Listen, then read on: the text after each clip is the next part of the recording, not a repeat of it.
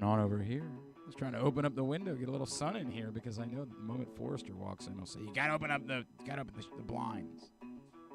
It's a Would You Rather Wednesday edition of the program. We'll get those up here momentarily at Glenn Clark Radio on Twitter, Facebook.com/Glenn Clark. In shorts today. What's yours? We left it here. Oh. Is this for real? Did he really make it? Yeah, he did. Are you sure? We haven't seen the report card yet. Oh, so there's still a chance. I left this here? That's what I'm to understand. Okay, well, it's nice of you guys. You can get something for that on the open Yeah, market. what do you think we're going to do? Throw it away? Well, you could get something for it. What? I don't know. Yeah. It's mine. That's $10. Point. Have you sign it? Yeah, we'll work on that. What's going on with you? What are you doing? Walking in here with your blackberry water. I got a busy day. Member guest. Oh. Member guest today. Where's my headset? So You guys with this flat brim thing, you guys look like goofs. Is this your way of asking me? Why do you guys do that? Why don't you goofs. fold your hat down like a baseball, No, like a Because baseball's dead. It's still lacrosse time now. Oh, it's still lacrosse time. Why are you worried Yeah, about how'd that? Maryland No, I'm do? just talking about in the world. They made the championship. How'd Maryland basketball do? But they're going to be good this year. Are they? You see the money they're spending? Name two players. That's the problem. You can't. That's okay. Well, I can. You can name two guys on the current I team? can name 12. Of the current I team? actually follow sports. What a nerd. What a loser. Came in here to eat breakfast. You guys want some Arizona snacks? What are Arizona good. snacks? Fruit snacks. Arizona fruit snacks. Kinda. What is an Arizona? I've never had an Arizona fruit snack. Aren't they a tea company? Yeah, they're expanding. Are they? Pretty good. I'm sure they are. These are cannabis infused. Oh, it's I'll sweet. take him. I'll take him. Could go for that. That's why. See, Griffin's like, oh, I don't want to do any more of that today. Yeah, we might. Yeah. We might need more of that around here. We might. Not need the to way the look into baseball that. team's playing. I'm up all night. I know. I mean, in this room, we Oh. might need a little bit more of that. Uh, Yeah, it's break them up. It's huh? no fun anymore, right? The What's that? cannabis, the whole cannabis thing. What do you mean? These kids will never know. These kids will never know what it was like Like you to had to actually sneak around grow your own, right? Yeah, right. To grow your own. I was at the Dave Matthews show. On Oh, it's Saturday a total. night. You're still high, right? Well, no, but it's not anything like it was when I. That's what I mean. It all of the luster is gone from it. Well, but that was a huge part of my life. Was like, how are we going to sneak weed into the Dave Matthews show? Right. How are we going to not get caught? Right. This got was caught. Saturday you're talking about? Yeah. Well, no. Yeah, I mean, it's correct. still- This was my plan. it's- Like I got caught when I was a kid. I got caught one time smoking weed by an usher at a Dave Okay. Matthews show. Oh yeah, you were But, threatening. This is the specific reason why our friends would be like, we're gonna go on the hill so we can smoke some weed. And I'm Right. like, well, I'd like to actually see the show. Right. So I'm gonna try to get. So we're sitting in the pavilion area. Right. And an usher comes by and is like, put it out. Right. Now the usher's giving it to you. Yeah, correct. Yeah, right. In fact, they kick you out if you're not. Right. And they're like, what are you doing? I guess there's still a legal. But we're all too old. Yeah. Right. Like, Right. The median age at the Dave Matthews It's show is 27. No. Oh no, it's You like wish. 57. Yeah. Right. Yeah. I'm sorry. I guess the interesting thing though now is I don't know what the legal. I'm not really honestly up on it, but it's legal in Maryland, but it's not legal to smoke it still publicly, right? Like in D.C., it's legal. Well, it's a very. It's weird, not, right? It's not legal, but it's also not a crime. You're saying in Maryland. Yeah, it's decriminalized. But in D.C., it's totally legal. But it might as well be legal in Maryland. Yeah. No, I get because it. It's a very weird. I got it. They like, played line. Idea of You the other night, and I wasn't there. You did play that. You're I'm right. so You did pissed. play that. Was it good? The set list wasn't all that good. The set list was very. Oh, it was? It was very good. It was a very good set list. But they're. Okay. I don't know, I've heard a man. couple of reports that they've lost their edge a little. It's sort of like watching a Dave Matthews cover band at this point. Yeah. But that was always going to be the case. Like, it's half of them, you know? Well, who's not in the band anymore? I mean, the violin guy's long violin gone, right? guy, and unfortunately, their saxophone player passed away. Oh, And, right. Oh, you're still harping on that? The guy that harping on it? How dare he die? That's my hot take. You really let everybody down. What the hell are you talking about? And then they switched piano players. Oh, they were in Homedale last night. Well, okay, New Jersey. Is this what we're doing now? Well, I just want to look. What You Are, great start, great opener. Yeah. Sure. Cornbread, Grace Is Gone, Too Much, Walk Up, Walk Around the Moon, Raven. It's nothing of what they. What's played your on favorite? Saturday Yeah, night. what's It's your like favorite completely song, different. Drew? My two favorite Dave Matthews songs are "You Never Know" and "Idea of You." Okay. Neither of which they play. Glenn? You don't have a lot of taste. Neither of which they play regularly, but they did play "Idea of You" the other night, which was a shocker. Fix that. Fix that for me. Another off-set list last night. Yeah. Now, So Right was a nice way to start the show the other It was night. awesome. Right? It was a great way. The to start first the show. 4 songs, actually the first 6 songs were great. Tremendous. So Right, Best of What's Around, Funny the Way It Is, The Stone, which is a great song, Pantala Pampa, and Pig. Funny the way it is okay. It's okay. And after that, and then they played Idea of You, but after that it was terrible. It's terrible. What are you? What's with the encore? Peace on Earth and Granny. Granny's a tremendous. Granny is a great It's song. tremendous. But what happened to all the other great songs? Like what are they doing? I bet he's picking songs he can sing now. I don't think he's the problem here. Oh, he isn't? I don't think so. Okay. I don't know, man. It was just a weird. Like it was good. Was it I'm not, I sold agree- out? Yeah. Oh, was it? Not only sold out, it took like an hour to get inside the venue. Okay. They don't do a lot of Dave Matthews Band shows there. Let's see how this is. Forever Blackberry Perrier. They caved in, huh? I like this segment. We Are just you? give Drew different foods I know to. that the guy that was running the country was doing, but are you also doing ketamine now? Is that That's terrible. is that the thing? Like, They should just stick to Perrier. are you? What's he doing? No, the guy that was running the country, Elon. He was doing the Oh. ketamine. Oh, was he? What is that exactly? I don't exactly know what. It's a horse tranquilizer. There you go. That's Oh, I'm in for that. right. 100%. Well, I'm not certain you're not already on it. What does it do for you? What about what Sound, you're yeah, doing? sounds exactly like how it is. Yeah. Okay. Like you're Tranquilizes a horse. just all over the place. Was it Belmont Saturday? Speaking of horses. It is. They're doing that again. I know the 2 big ones running. Journalism is running. I don't know if the other one. Sovereignty. Yeah, Sovereignty's running. I don't know if Sovereign. Are you sure? For guaranteed. Wait, guaranteed you I just follow. asked I follow sports. since when? You can't name anybody on the Maryland basketball team. No one can. No, I can. Who's the fluffy-haired kid? Cowan? Is he still with him? Not still with. What about Layman? How's he doing? Thank you for your service, Sovereignty's gentlemen. running. Sovereignty told is you. a 2-1. Well, you told me. How many horses? 2-1 10? favorite. 8 horses. Oh, my in Belmont gosh. Field. Why don't you 8 just horses. have both of them running against each other? That'd They've be something. done that before. Yeah. Who was the race the 2 ran against each other and What was it? the horse died? Ruffian, and who was the other one? Yeah, I know what you're talking about. Who was the other horse? I can't remember. Ruffian was the female. She couldn't hack it. She died. Who was the other horse? What is going on today? It's the sports. Ruffian and who? This is good Foolish trivia. pleasure. Foolish pleasure. All right, gotcha. Oh, Drew's racing on the Belmont. Uncaged. Uncaged. Uncaged. That's a Isn't that a Soundgarden song? Might be. I don't. It is. It might be an album. Go ahead. Ride this out, man. I just want to ride the wave. Now I want you to do 2 minutes on Soundgarden, then I want you to move on to the next one. I need to get Dude, through. that guy could sing. You know that. I agree. I with mean, you that. know We're going that. into the Rock and Roll Hall of Fame. Where this is year. he I all-time need- top 10 singers? Rock vote. Here we go. This is. Well, let's this do is- it. Let's We're do riding it. the ride, baby. We're riding the ride. Let's do it.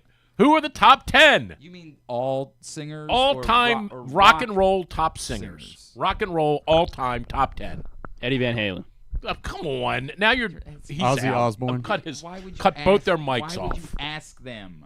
Cut both their mics off. Who's number 1? s- Robert Plant? Yeah, I mean that would be the argument. I would say Stevie Nicks is very much in this conversation. Okay. True. Zero. No, you're wrong. You're wrong. I'm not wrong. You're wrong. She's not in the top 10. She's absolutely in the. She top. might be in the top 10 of women. No, She's not in the stop top it. 10, Stop period. It. You're just saying things. No. Chris Yeah, Cornell. yeah. Chris Cornell would definitely be in the That's top. who we started the conversation with. Oh, my bad. He would be in the top 10. Let me give you the top this is 10. what Let me give you the happened. 10. Jeff Lynne. Jack went to the internet. Lane Staley. These two. Yes. People, these are Who two said people- Lane Staley? You these two people did? just went to the internet. I would listen. I just didn't know his Lane full Staley. name. I would listen to Lane Staley. Here, let's do the I just 10, needed to see and then who we don't the have to put them in ELO order. singer was. You see, but you're Steven Tyler. ahead of like Freddie Mercury. I didn't get to Freddie Mercury yet. Steven Tyler, Freddie Mercury, Robert Plant. Where do you put Brad Delp from Boston? I don't put Brad Delp that high. You don't? Okay. No. Where do you put I Jim would Morrison? put Steve Perry that high. I would put Steve Perry up there. Morrison? As just a vocalist? Yeah. Forget all the other crazy stuff he did. He could sing, man. Not like those. I'll tell you who not could like sing. them, That freaking kid from Panic at the Disco can sing. Okay. Now, do you consider that rock and roll? Yeah, I don't know what He can sing, dog. Post Malone. Now, come on now. What are these guys doing with these chairs? They're taking out the bench seat from the Ford and moving it to the office. Robert That's a Plant. good idea. We should get some of those. When are you gonna Some get, people would say when are you Daltrey. going to get bored with this and move on to the Ronnie next Van thing? Zandt. That's what I want to know. I'm riding it right now. When will you get bored and just go ahead and Well, I can do the rock something? and roll thing all day if you want. I'm not saying you couldn't. I'm saying I think you're going to get bored, and I think something. Let's talk you're gonna be sports. No, well, you're going to be Come distracted by on. some other topic, and you're going to move on to that topic. No, it's, I'm not. It's why we instituted segments on the show. It's Keep to me try in, to keep me in line. It's to try to keep. Are we talking to you- Nick Barrett? We are. We are talking to Nick Barrett later on in the segment. You can tell me Poor why Nick. this is a big deal or not a big deal. Well, I mean, or- it's a big deal. Yeah, sure, it's a big deal. I mean, Which it's not part a of big. it's a big deal? Him getting there. You know, look, the A lot of chances. people don't, the majority of people don't know the stories. You're going to have to remind everybody. Okay, the so story. Nick Barrett, local, very, very nice, high-quality golfer from this area, from Catonsville, made it to what we used to call the sectionals. I made it one time. I joked about this the other day with Chris Belogo on Fairways and Greens. I birdied the first hole. I made a really nice part the second hole, and I killed it right down the middle of the fairway on the third hole at Woodmont. And I said to myself, I wonder where I'm going to stay when I go out to Southern Hills. And then How'd you finish? that was about the end of my day. How'd it end up? Right. So, for a local golfer to make it that far and to go over there and play, I don't know who he was paired with the other day, but the field was really good. But for him, I did see who he was paired with. He wasn't paired with a name. But for a local kid to go over there and play in that, it was a pretty big deal.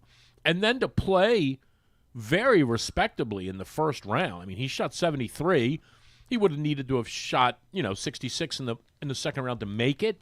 But 73 is a very, very respectable score. Your first go-round, that's actually might be his second. But when you're an amateur and you're working for a living and you're not doing this full-time and you go over there and you play like that in that pressure cooker, you're 36 holes away from getting to the U.S. Open. I think you've had Brandon Barry on before. Brandon was 3 holes away from making it. 3. Now, he may make it someday. He's a very, very good player. I mean, he's on the Korn Ferry Tour. He was 3 holes from making it. So there's a lot of pressure on you. I think I saw the other day there were 10 sites on Monday, and it morphed into Tuesday because there's some rain in Florida. I think 14 amateurs made it out of those 10 sites, which is incredible. But these college kids, this is the year, I'm going to tell you something. This is the weird year where one of these college kids could win the U.S. Open. Jesus. Okay. Well, One of these college kids could win because the golf course is kind of crazy it's not hard. going to be my pick, obviously. Who's your pick? I think you know. I don't know. Yeah, you do. Who? It's his turn. I'm listening. Chi-Chi. Oh, he's dead. It's his dude. He's dead. He's due. He was like the saxophone player from Dave Matthews. Yeah, He ain't shame- coming back. Shame on him. Yeah. Yeah. So this could be one of those weird years where one of that Jackson Coyven kid from Auburn or one of these kids could win. I'm telling you, because they kill it off the tee. Now you're going too far. Okay, You- but anyway. This is something you care about and nobody else does. Okay, well you'll see when one of them wins it. Fine, great. Plus 4,000. And nobody will care. All right, I will. You will. Exactly. $10 That's what I'm on saying. Jackson Coyven to I win. understand that. The question is about this thing. Okay. You But it's haven't a big still- deal. We've gotten 6 And then- minutes in and you still haven't explained what happened. Okay, well then he failed to sign his scorecard after the completion of the first round. And by failing to sign it and turn it in, he was disqualified. So that's the story. That's the bummer of it. Is here's the silver lining. He didn't shoot 68 and fail to turn it in. Then he'd really be apoplectic. He shot 73, would have needed the round of his life in the afternoon, but very capable of doing that because he's a terrific player. somehow, and we'll ask him. I mean, he's already kind of said what happened. He just forgot. And here's the unique part of it. Very rarely in golf do we play a morning round and an afternoon round. It's very rare where you have to turn your card in between the rounds. And I don't know what happened. We'll ask him. I mean, he just forgot. He said, I went to go have lunch with my dad, and I reached in my pocket. My guess is someone saw DQ on the online scoring and texted him. Said, dude, how'd you get DQ'd? How'd you get DQ'd? And he said, I didn't get DQ'd. And then he reached into his pocket. So this is really. I'm going to make a comparison here. Griffin, check your Twitter messages because I just sent you a video. Something happened this week. Try one of those. They're good. It's an orange one. Thank you. Well, try one. Something. I can't believe I'm going to try to talk sports. No, try one. Okay, settle. Like, can we get him a something? Can we get him a dose of ketamine? A bone to bite on? I think the Ambien. problem is he's on the ketamine. No, he would not be acting like that on the He'd ketamine. be new too calm. Hey, I'll call you right It's back. literally Phone tranquilizer. calls. I mean, I'll text you. we need something. What I'm saying, this weekend there was a controversy. There were a few controversies in the baseball playoffs in the college level. Oh, my gosh. College baseball tournament. The Wake Forest coach is a maniac. Was screaming. Did he definitely say that? Yes. He 100%. apparently, but the video does not prove. Anybody who thinks that a video of somebody reading someone's lips proves anything, Right. It's like the thing with the girl the other day, basketball player. right? She absolutely. It's insane to think that when she got fouled by a black girl, she was screaming "effing white girl." You are a dumb human that wants it to be the case to fit your narrative, but the actual anecdotal evidence makes not anecdotal. Tangible evidence makes it insane if that's what you think. Brittany Griner was not fouled by Caitlin Clark on the play in which she said that. You think I didn't. I thought by reading her lips, she didn't say it. Personally, I can't. Anybody who know. thinks they're that good at reading lips. Right. This is. well, sometimes you. I can. think the John Boy guy has done some really funny content. I think he's also hurt us because we believe that he's doing something factual. If what you understand is what he's doing is silly internet content, then we're fine. Do you think that's what Corbin Burns said? What? My elbow's dead. Maybe. My elbow's gone. Maybe. Except that, it's not nearly clearly. They only put him on the 15-day DL. They didn't, Anyway, get to your point. I don't know. We think that we can read lips. This is what you do. You start talking, and then you don't make a right. point. The Wake Forest guy apparently said effing whatever and kind of acknowledges it. Oh, he in the does? statement that he puts. Okay. So from the lip reading, no, I wouldn't be okay with that. But the fact that he put out a statement about it would suggest, yeah, he knows he said it, people heard it, and he can't get away with it. So that's a different conversation. And what's your stance on that? They're gonna have to give him a serious punishment. I don't think he's gonna get fired, but they're gonna have. You can't do that. You can't be the coach of a major program and be calling a player from another team a homophobic slur. Right. Like, really? Like, we're just gonna say, he knows better. He shouldn't have been doing that. Like, Boys will be boys. yeah, that's what we're gonna do. The Florida guy was a maniac. Like, there's a that lot was going on. insane. Yeah, I that thought guy he was gonna punch the insane, guy. right? And This it was happened- over 1 hour? You're not gonna believe what I'm about to do. Over You're going 1 to hour. agree with me. No. I'm about to defend Duke. You can't believe this. Well, you should. This is where I step in. I don't think. No, you should. We're It's a not- great institution. I sent the video. It's a long video. I just realized that. So I don't know if I want to play the whole thing, but he explains it pretty well. Is it Coach K? It's not Coach K, no. It's Coach Chris Pollard, who's the baseball coach at Duke. And in Okay. this video, he's going to explain why one of his players is suspended from playing game 1 of the Super Regionals this weekend. Okay. And you're not going to believe it. Okay. Oh, we got no sound. Okay. Well, we try. I don't know. At least we try. Hey, man, Well, and can I defend them for a second? can you? Well, can I? Will, is it okay? Can you? Is it okay? I'm going to try this fruit snack. It's pretty good, actually. This is the one that's laced with PCP. Oh, good. Given what I'm dealing with, I'm going to need it. Remember it? I'm going to need it. Training day when Ethan Hawke says, I didn't. you're not going to smoke that, are you? And Alonzo goes, nope, you are. What was the movie that said, I didn't know you like to get wet? That was it. That was it? That was All it. right. That was training day. All right. PCP. So good, man. So good. All right, let's try it again. All right, here we All go. right. Let's do it again. Yeah. All right, let's give up. You want one more? Let's give You up. want one I more might of need these? 3 more.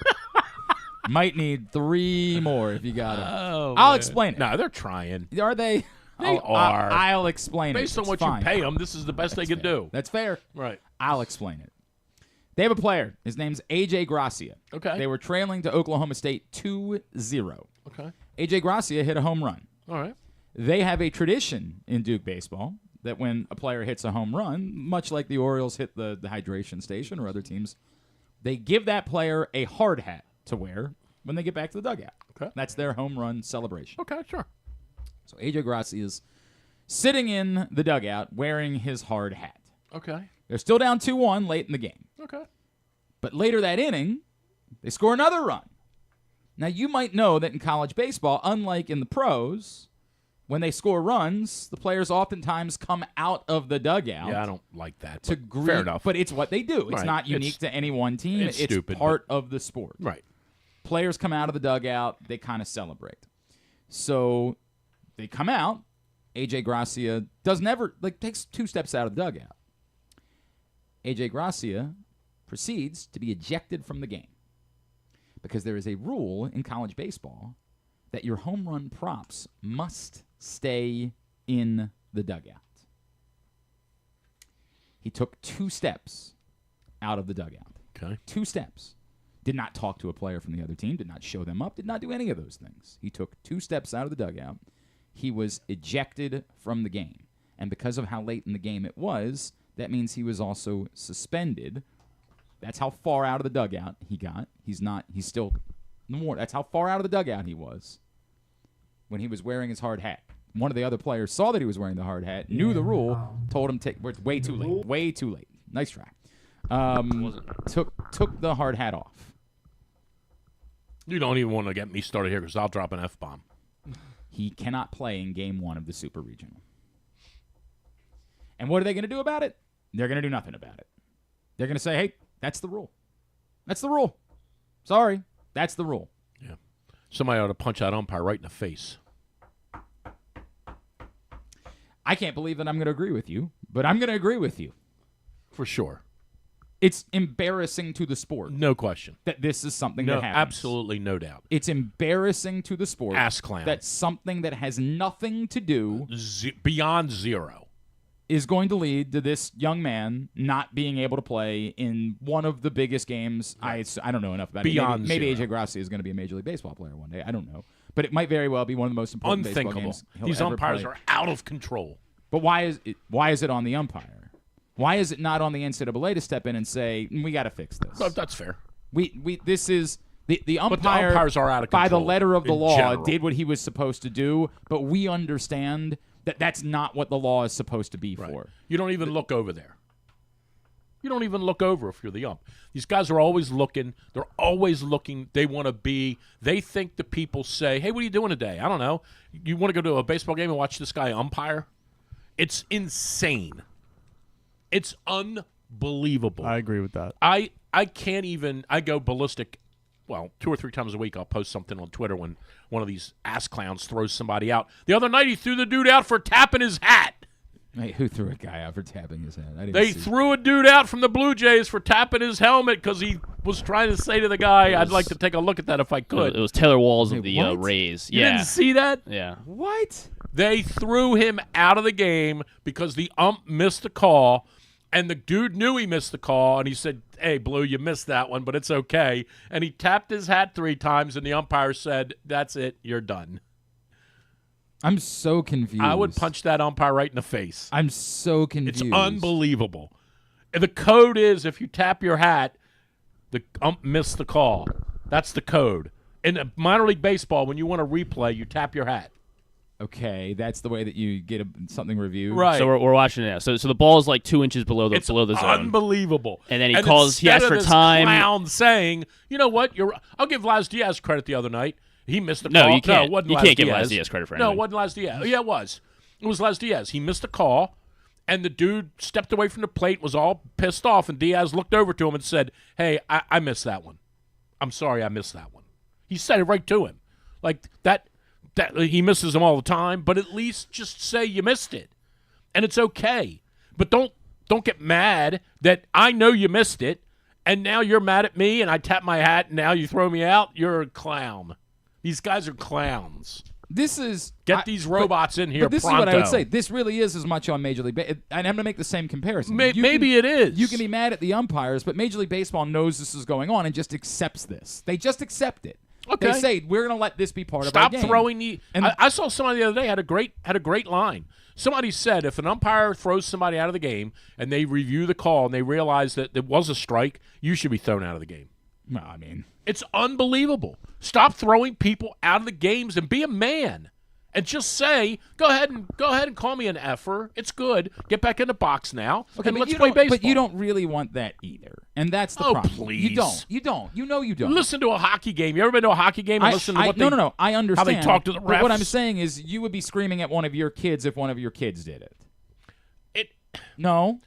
It's beyond that. I know I'm not ranking it apples to apples, but the point is, you don't really want that. No, but what you do want is the ability to have some sort of discourse with the umpire, to say to him, I think you missed that one.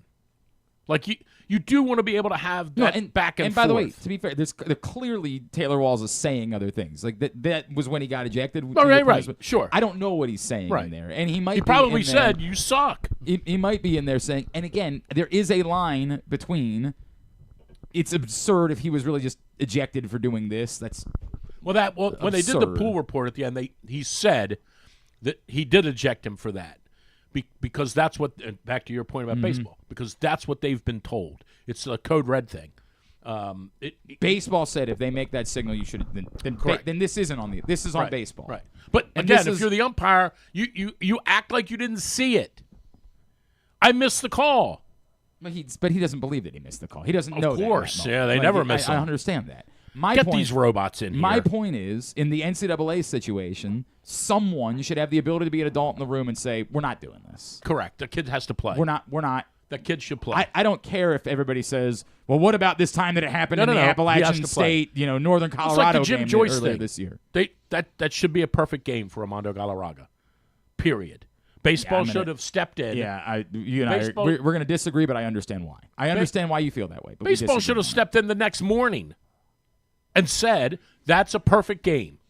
The final out of the game, not in the middle of the fourth inning, or not fifth inning or second, or the final out of the game was an out. They're going to get sued over that.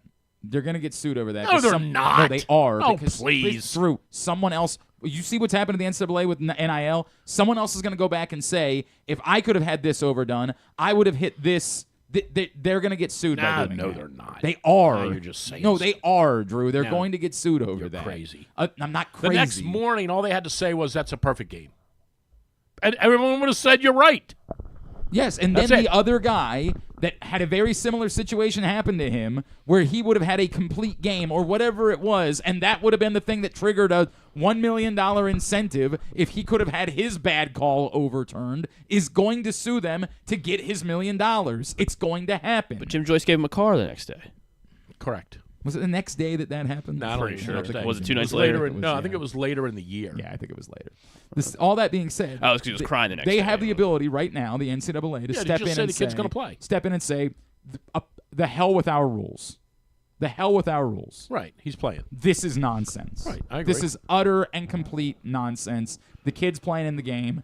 If you're mad about it, be mad about it. We're going to do the right thing here. There's room for that. And that's my question about this golf thing is, do the other golfers say, this is kind of embarrassing?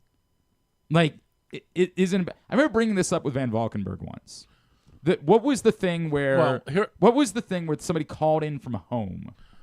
Well, there were a few of those. There was a prominent one, like in a major championship, where someone called in from home. Dustin Johnson grounding his club in the bunker. Was that? I thought it was a ball oscillating somewhere. That like they found footage of a ball oscillating. Well, that might have been Dustin Johnson in 2016. Was it always Dustin Johnson? Was it Oakmont. Always? That might have been Dustin Johnson. I want to say it was older than that. Okay. I want to say like this. I know for a fact someone called in once about Craig Stadler. Okay, that one I remember. I was for alive, sure. So I'm not sure. That one I remember for sure. If it was then. But here's the structure of the argument and the answer. As it relates directly to the scorecard, first of all, the players you're playing with have zero. They have zero impact on this at all. So when I'm playing if the four of us are playing in a golf tournament, I take your card. I drink your milkshake. No, yes. I keep your scorecard. You keep his scorecard. He keeps his. We all keep a different scorecard in the group. So I'm not keeping mine. I'm keeping yours. So the whole finishes, and I say, what'd you have there, Glenn? 4? Yep, 4. Got it. I write it down. At the end of the round, I give you your card. You take your scorecard. We sit at a table, and then I say, okay, you ready to read these off? Got them. And I have your scores. We all have everybody's scores, and I say, okay, run yours by me, Glenn. You go 4-4-4, right. 5-3-5, right. 4-4-4, right. Got it. 4-4. Good job, Glenn. 4-4-4, 5-4-4, To be fair, 4-3-3. I think Sticking I these, do Glenn. better. And you sign it, and I sign it, and you turn it in. And it's official. So the other day, Nick had So their response would be this. No, this is he failed. He knows this is how this is supposed to be. Oh. There's no sympathy for him. No. Right, he's played now from a competitive standpoint. If we got, and I would assume this happened the other day. If I get to the scorer's table and I have your card, and this has happened to me before. If I have your card, and I'm sitting down at the table, and I'm kind of waiting. And all of a sudden, I look around, you're not there. I'm like, where's Glenn? And I would get up and sort of look around to see, where are you? Like, dude, we got to do the scorecards. I can't do my card if you're not at the table. I can't sign my card. You're not at the table. I need a signature from you who kept my card, and I got to sign it. So now I'm looking for you. And if you don't show up, now, if you don't show up, the committee's eventually going to take my card. If you got pissed off and said, I'm just leaving, I don't get penalized for that. I will eventually sign my own card. The other guy in the group might attest it, but the committee would take it. But in this case, his two players got to the table, and remember, part of the issue here is they were going right back out to play again. They only had 35 minutes. As it turned out, they had 50. But they only had 35 minutes on the schedule. So now they're playing, they're grabbing a sandwich, and they're going to hit 10 putts, and they're going back out to play again for the afternoon. Is that the same amount of time you would have to turn in the card normally? Like No. Normally, you finish 18 holes, Right. and you walk to the scorer's table. I'm saying, how much time? When do they DQ you? Okay, so that's the What's point. the So what happens is the two players get to the table the other day. He doesn't show up. They wait around. They look around. The general rule is when the other group gets to the scorer's table, those cards need to be in. So there's a group behind them playing. When those guys come to the table, the committee says to those two that are left, you guys got to sign those. So if I'm having like bowel problems, You better have them after you sign your card. that's what I'm trying to figure out. Like, Yeah. and so because some This of this has to happen it does sound expeditiously. This is what I'm trying to figure out, and I can't believe I'm spending this much time on it because this isn't even like a major thing. But we are going to talk to him in a minute. Oh, it is a major thing for him. For him, but for nobody else. It's not. This isn't the U.S. Open. It's the qualifier for the U.S. Open. Well, I understand. It's for him. It's a big deal. I'm not trying to. What I'm saying is the rule a little absurd? Okay, so now you're going to. Here's the final point. Here's why. And Like, can he change the card, and that's why you have to have it in within 10 minutes? Or is it going to be the same card if he turns it in 10 minutes or turns it in 3 hours? No. Does it change anybody's It reality? doesn't change anything about it other than you have to have some sort of protocol in place to record the scores, plus he's going back out in the afternoon. Right. So here's the argument. You're going to get a lot of golf people say this is a joke. They got online scoring. That's what I'm Who trying cares? to figure out. Here, and I'm going to give you my example. When I played in the U.S. Senior Open, the woman who was carrying the scores and inputting them into her little iPad put one of my scores in wrong, and I didn't know because I wasn't paying attention. I wasn't looking on my phone. I knew what I was shooting, but she put one of my scores in wrong because she didn't see me. I hit a ball into a penalty area and had to take a drop. She didn't see that. So at the end of the round, she had me down, I think it was 80, and I shot 81. And she had me down for 80. And the card is the official card. But that's why you need a scorecard. You need a scorecard. Something has to be official. Something has to be official. You're playing. I understand everything you're saying. And it's a score. I'm asking, would they realize that he hadn't turned a scorecard in? They have his phone number. Couldn't they just call and say, "Hey, bro, you forgot to turn your scorecard in. Can you come bring us?" Sure. That's what is. I mean, it's a really I don't know how weird quickly line. they could get his phone number. U.S. Open qualifier. They've got to have that type of Maybe information. the person like, sitting at the table might not. I've got to do it in order to buy a laptop. You don't know what you're cord at talking this about. point. The person at the table might not have his information. The person at the table is a volunteer. I understand, but it would seem like someone who's they running could. the event could just hand that person all the phone numbers. But that's also not the way it works. I know we're having two different conversations. Right. I'm saying, is this necessary? Yes. It's necessary Yes. that the onus is on the player. 100%. It's not. We couldn't just say, "Hey, at this level, Nope. we could handle this." No. Okay. Not at all. Okay. You got to turn your score in. Okay. He knows that too. Like, I'm not saying he doesn't know Right. that. I'm not having a he failed. I acknowledge that. Right. There I'm has to saying, be a mechanism does in place. the system actually make sense? yes. Okay. There has to be a mechanism in place for you to turn in your score. Yes. I mean, come on. You got to be able to turn it in.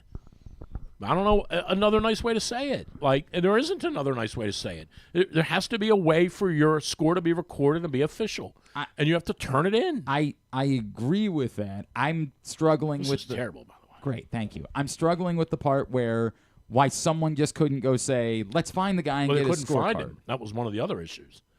But again, it's all happening quickly because they're going back out to play again. That's the other issue. Right. So it's a bummer. All right. It really is a All bummer. right. I can't believe I'm spending this much time on this topic. Well, it's actually a sports topic. It's interesting, but it's only interesting. Like I can't cross this over to another world, right? Like the baseball thing, I can say anything like that happens anywhere. There's no other sport that doesn't exist where this could happen. Like you couldn't get kicked out of the MIAA lacrosse tournament because you failed to report the score at the end of the game. No, like you couldn't go to Calvert Hall and Loyola and say, but you "Hey, could get a penalty in the game for. I don't even know. That's what I'm trying to. I'm trying to come up with something like in baseball. These goofy rules they have in baseball. You got 18 guys in the dugout. There's only 17 on the roster. And that's the comparison of the baseball thing. Whatever. I'm saying this is 200. How is that possible? Well, and Radzel how is has it possible only they- hits home runs. How's it possible they have more wins than losses? They're Bullpen? Their bullpen's one of the better. Their pitching's pretty good in general. Except for that guy last night. Well, Yeah, that guy. well, we get an update on him. Charlie Morton. Yeah, Johnny Morton, too. he said he blocked it with his hand first, and then it hit him, and I mean, he was talking to reporters after the game. So All right. there's that. Charlie It Morton, looks too. so bad. It did. Well, Charlie Morton's good It now. I'm looked not like sure if you've heard. Charlie Morton's It's unbelievable, right? helpful. It's unbelievable. Wild, It's Kevin Costner throwing the wild perfect. turn of events. It's Kevin Costner throwing the perfect game wild turn of events. and getting a girl. Kevin Costner threw a perfect game and got the girl. First 3-time man of the match this season. Wow. That said, That's if you saw Kevin Costner, you All right. Let's settle down over there. all right. Let's settle down on Kevin And we got to Costner Moo stories. yesterday. Yeah, Colton Cowser back and hits a home run. No. Good beef with Colton Cowser. not a fan. Not a fan of what? Any of these guys now. What the hell has gotten You into seen our record? You Only okay? guy on the team I like's O'Hearn He's very good. and Holiday. He's for very, now. Yeah, for now. Right. You want like Morton? He's their Make good his one. dad the manager. Tomoyuki Sugano's been pretty good He this has year. been very good. He's been pretty damn good. Very good. Orioles take the opener out in Seattle, and don't look now. They've won 7 of their last 9. 4 in a row. 4 in a row, 7 out of 9. Things trending in the I might direction. start saving my money Yeah. just in case. Yeah. I think that could be October. I tried having this conversation. I don't remember who it was the other day. They got to get to 30 and 40 at the 70 game mark. Let's get there. Okay. No, let's get there. Right. Why is that a line of demarcation Well, I mean, for just you? you're 10 behind now with Right. 90 games left. Like you're still in the hunt. But if you're 32 and whatever the math, So They're not when even- so they're in not even 7 of the 10 next games behind. Well, you say they're get 10 to. games, He's they're saying 30 get and to. 40. They're 10 under 10 500. under 500. Got So they win 7 of their next 11 is what you're saying. Yeah, if they got to 30 and 40, that gives them a puncher's chance. Now they're, now they can start to nip away at it a little bit. But if they're 33 or 34 even, and whatever that comes out to, 46, Now you're still 12 behind with 90 to go. Well, how close would they to you? Would they need to be at the deadline to not sell? And again, they're not going to sell anything other than, no matter what, they're not selling anybody who's not a pending free agent. So we're talking Sugano, O'Hearn. Yeah, the Sugano, O'Hearn, Eflin, Mullins, that crew. Okay. Kittredge. Kittredge, yeah, it was a 1 year So deal. you're gonna sell those. You're saying to not sell those guys. But stop. You're not selling anyone else. No, there's no chance they're selling anyone else. Okay. They can't. That's interesting. They absolutely and cannot. you're saying that because no one will take Kjerstad, or you don't want to give up on him. Well, you couldn't get anything for Kjerstad. Okay, fair enough. You're not You're getting rid of trading Heston Kjerstad. Hold on for a second. What? Time out. You're not getting rid of Mountcastle because no one will take him? Because you would be doing it for pennies on the dollar. Gotcha. Okay. But isn't it feasible to say that someone might take Eflin and Kjerstad for something? I don't know what. That's a really unique scenario that you're talking about. That it's just so wildly I don't know who we're unlikely. Like that, I have no idea. You're trying to. I know. I'm improve- pulling for O'Hearn to get traded so Gavin Sheets can come in. You're next right, year. I get it. You're trying. Hang on a second. You're trying to improve the quality of prospect that you get back for Eflin by having a team also take on a major league ready player who's not major league ready. No, major league ready player who's struggling. The same way that This is, I think, goes a little beyond struggling. This is, He yeah. is- I mean, he like, is. I'm It's thinking like unbelievable. Jerry Kelnick. I think he got a hit last Yeah. night, though. Like, he's just going to get. I mean, I don't know. The guys I don't know from what's- AHA checked in with I mean, at this Kjerstad. point, if you're trading Kjerstad, it's just to give up on him. Okay. It's just to say That's we fine. don't think it's ever going to But work. the answer so to your question is, what do you have to be I'm saying, how many games out of a playoff spot would you need to be to not to sell? to not sell your pending free agents? I guess I'm going to answer this with A and a B. A would be I might sell them. No, start the other way. A is I've got to be within 5 games. Okay, of a playoff spot. That's A. Okay. B, I might sell them anyway Okay. based on what I could get. Okay. Okay. I'm not bringing Eflin back. He's not re-signing here. Get something for him. He's not re-signing here. But are you saying that based on him, or are you saying that based on them?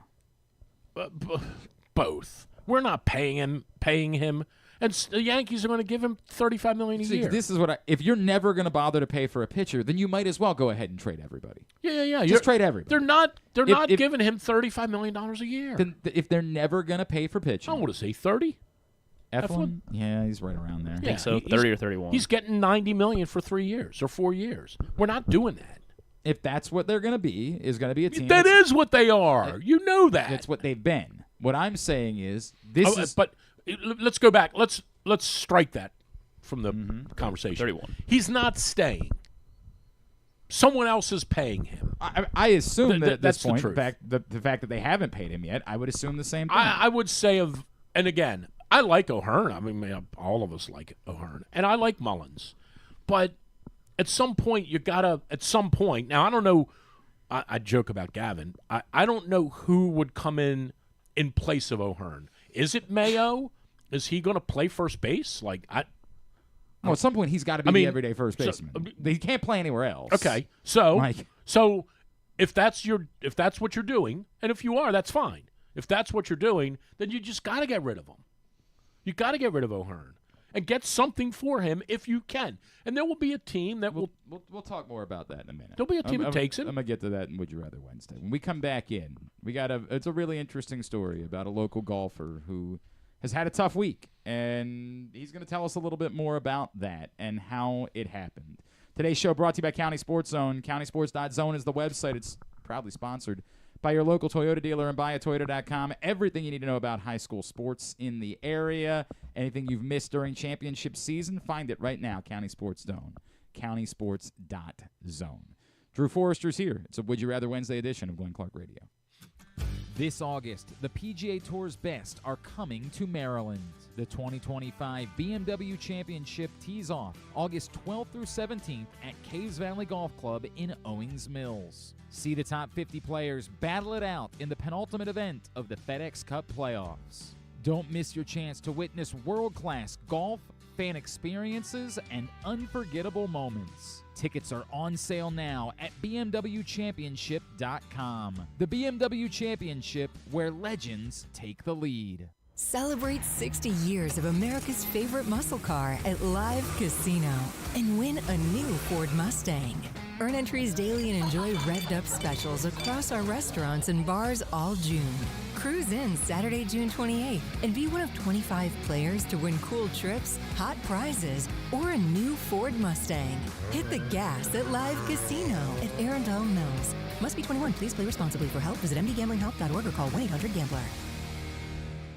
Driving in Maryland? Did you know an Easy Pass from DriveEasyMD.com can save you time and money? Of course you did, because you are a thrifty driver. An antenna reads your Easy Pass transponder and automatically deducts the toll from your Easy Pass account. Learn more at DriveEasyMD.com.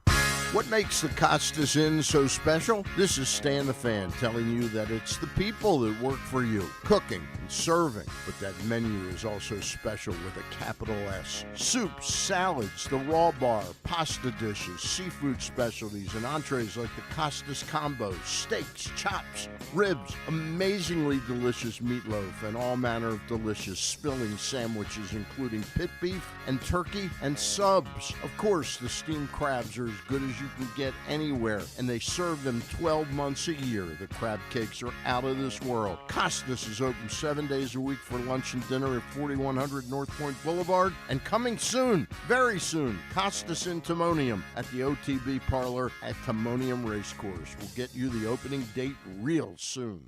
Gambling can be a fun and entertaining experience, but there are risks involved.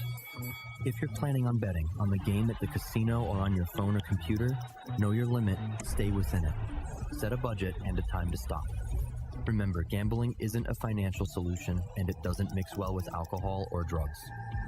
Know the risks and have a plan before you begin gambling. HelpMyGamblingProblem.org. Want to improve your golf game or learn to play for the first time? The Baltimore Golf Academy has fun, instructional programs for the beginner golfer to everyday players. The Baltimore Golf Academy can take your game to the next level. Enroll today at BaltimoreGolfAcademy.com. Whether your focus is luxury and comfort, convenience and technologically advanced connectivity, or sporty performance and aggressive styling, we've got the perfect Highlander for you. Check out buyatoyota.com for deals on new Highlanders from your local Toyota dealer today. Coming back in here with Glenn and the other guy, Garrett, whatever his name is. You know who they are. All right, back in here on GCR as continue along on a Would You Rather Wednesday edition of the program. Drew Forrester is in studio with us this morning, and we were just talking about this story, and I don't fully understand it because it's not my world. Obviously, it is Drew's world, and it is our next guest world, and he's been open. Obviously, if you read his story in the Baltimore Sun, you understand that he's kind of taken ownership, but a tough day for a local guy. You're going to see on the screen in a second, very much a UPS driver from Catonsville. Nick Barrett is with us this morning here on GCR. Nick, it's Glenn and Drew. It's good to chat with you, man. Thank you so much for taking a couple of minutes for us this morning. Absolutely. How you guys doing? Everything's all right. Nick, we've reset and discussed the story a little bit this morning, but can you just tell me, because, again, golf is not my world. You know, it's Drew's. What did that mean to you to reach this stage of U.S. Open qualifying?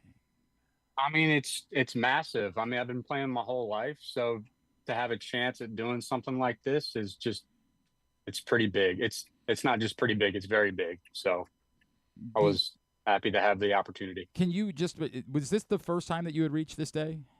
No, I did it once before back in 2023. Okay. Were you expecting, like, would you go into the day believing that you had a chance to qualify for the U.S. Open? I mean, I know it's a long shot, but I know that if I'm playing some of my best golf, I can give myself a good chance to go ahead and do that. But realistically speaking, it's definitely a long shot. When you shot as well as you shot in the morning, did you start to feel any different about that? Well, I was 2 over after the first 18 holes, and it definitely wasn't out of it, but it was like, okay, I think at the time I was like 5 or 6 shots back, and I knew going into like the last 18 holes, I'd probably have to have the round of my life to get in the conversation, I guess. So that was my thoughts, I guess. Nick, hey, man, it's Drew. How are you? Hey, Drew. Hey, man. First of all, great job the other day, playing-wise.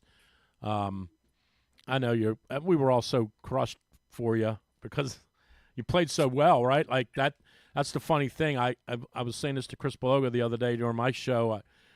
When I got in and played out there at Woodmont the one year, I birdied the first hole. I think you did too the other day, right? I did, yeah. I buried the first hole, and I parred the second hole, and I hit it right down the middle at the third hole. And I remember thinking to myself, I wonder where I'm going to stay out at Southern Hills when I go play in the U.S. Open. And then after that, that was about the last good thought I had all day. Did you I was following along. You were playing great at the start. You were under par. Did you have one of those moments, did you get to the 10th tee and think, hey, man, how am I going to get to Pittsburgh? Am I driving or am I flying? Yeah, definitely. I mean, I was like, well, if I can continue this good play, I give myself a shot at it at least, So, I mean, Pittsburgh's not too far away from just outside of Baltimore, so it definitely would have been a nice ride up there.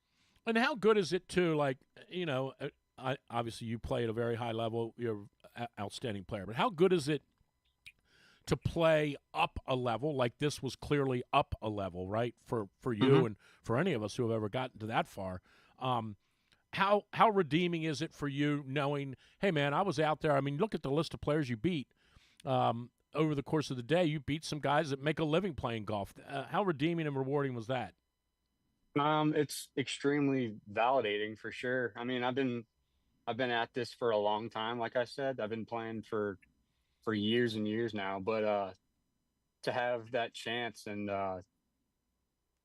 just. It was a great experience. Yeah. Nick, I got to imagine, by the way, when you reached into your pocket and you felt the card, it was like seeing the cop step out from behind the bush and point you over. You're like, oh no. Yeah. And as soon as I came to that realization, I had this feeling in my gut, like, yeah, it's probably not going to go well for me. So it's Yeah, Nick, let's talk about it, right? And like Nick Barrett is with us. So, admittedly, because this isn't my world, there's a part of me that's like, really, they couldn't have just called you and said, hey, man, you forgot to turn your scorecard in. We need it. But as Drew explains to me, like, in the world of golf, you know better. Like, this is the way that it works. So, no, 100%. So, how does it explain to everybody how this happens? You finish your round. What goes on? When do you realize? And is there any part of you that's like attempting to plead your case, or do you just know immediately, nope, this is on me, I screwed up, my day is over? So I walked off the 18th green, and I had a lot of friends and family out there, and I just made birdie on 18. So like, there's a million things going on in the back of my head. Like, all right, we're going to jumpstart this day. We're going to get back into, I guess, maybe contention, hopefully. I walk off the green. I'm greeted with some friends and family, and I'm not thinking about my scorecard at all. And, it's a 36-hole day, and I'm not saying that I didn't realize that I was supposed to turn my scorecard in, because I definitely knew that going into it. The starter at the beginning of the round said you have to verify scores at the end of the first 18 holes, and it just completely slipped my mind. I just walked down after the 18th green, and I went into the lunch buffet, and I sat down for 15 minutes. And when I stood up, like you already read, that I felt that scorecard in my back pocket, and I didn't know if I had enough time to go turn it in, but I definitely had a feeling in the back of my mind, like, yeah, I probably just made the worst mistake possible. So, well, here's the silver lining. Imagine how you would have felt had you shot 68 in the morning. Yeah, exactly. Exactly. That would have made it feel all the worse. But well, whatever you do, man, don't let this define you as a golfer. Crazy stuff happens. You played great. You got a lot of great golf ahead of you. Don't let the guys at Turf Valley give you too much grief about it. I'm sure they will, but it's most likely warranted. Nick, can I ask? Nick Barrett is with us. After this happens, right? After you go through it, it's weird. It's interesting that like you do want to talk about it, right? Like you have been willing, because I feel like a lot of people would like just want to go crawl in a hole somewhere, and not. I can't believe this was a moment where I had a chance and I failed and I screwed up. Why is it that you've wanted to be willing to talk about it, and what maybe do you want other people to see from your experience? I mean, I'm for myself, I'm going to definitely use this as a learning experience. So the reason, I guess, why I'm coming out and just talking more about it openly is just to avoid, like, and maybe not in this situation particularly with like the scorecard and stuff, but like it is the player's responsibility, and it's really easy to get caught up in the mix, and just to pay attention to what you're doing. I know you're playing golf for a chance at playing in a U.S. Open or playing in anything like of importance. It's just, if anybody could learn anything from this, it's just to just try to stay focused and remember what you have to do. And that's what you sign up for. You know, you have to pay attention and do what you're supposed to do as a player. It sounds almost like a Bill Belichick thing. Like you need to sweat or the old Bill Belichick. Like it sounds like that guy. You need to sweat the details a little bit, right? Like, what do you mean? I mean, like you can't forget any part of it. Absolutely. I was saying this to Drew. Again, I'm an outsider. I'm not a golfer, so there's the part of me that's like, the hell, like this would never happen in any other sport, right? Like, no, well, yeah, but and it's just like, go ahead. I was just thinking, like, it's like, what's the first thing a golfer does, like on TV? You know, like you see a golfer finish the round of golf, and the first thing that you see them do, like they walk up the cart path or whatever, and they go right into scoring, and that's like the first thing. And there's no excuse for it. So, I got caught up in a moment, and unfortunately, it cost me. But I feel like for the rest of your life, you're gonna have to be able to. You have to say like, I would have gone to the U.S. Open. Like I definitely, right. You might someday. It took me till I was 58, Nick, to get to one. You got plenty of time, my man. That's right. You're gonna get there. Trust me. Did you immediately go out and play golf the next day? Did you immediately find yourself saying like, I need to wash this taste out of my mouth. I need to have a good round. I need to go, post a low number. And what's the week been like?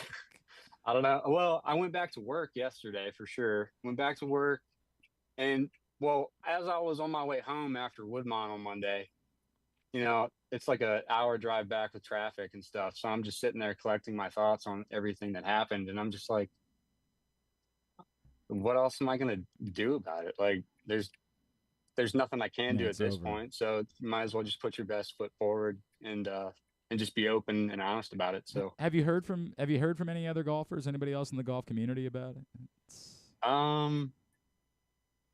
Not particularly. I don't think so. Okay. I don't know if there was.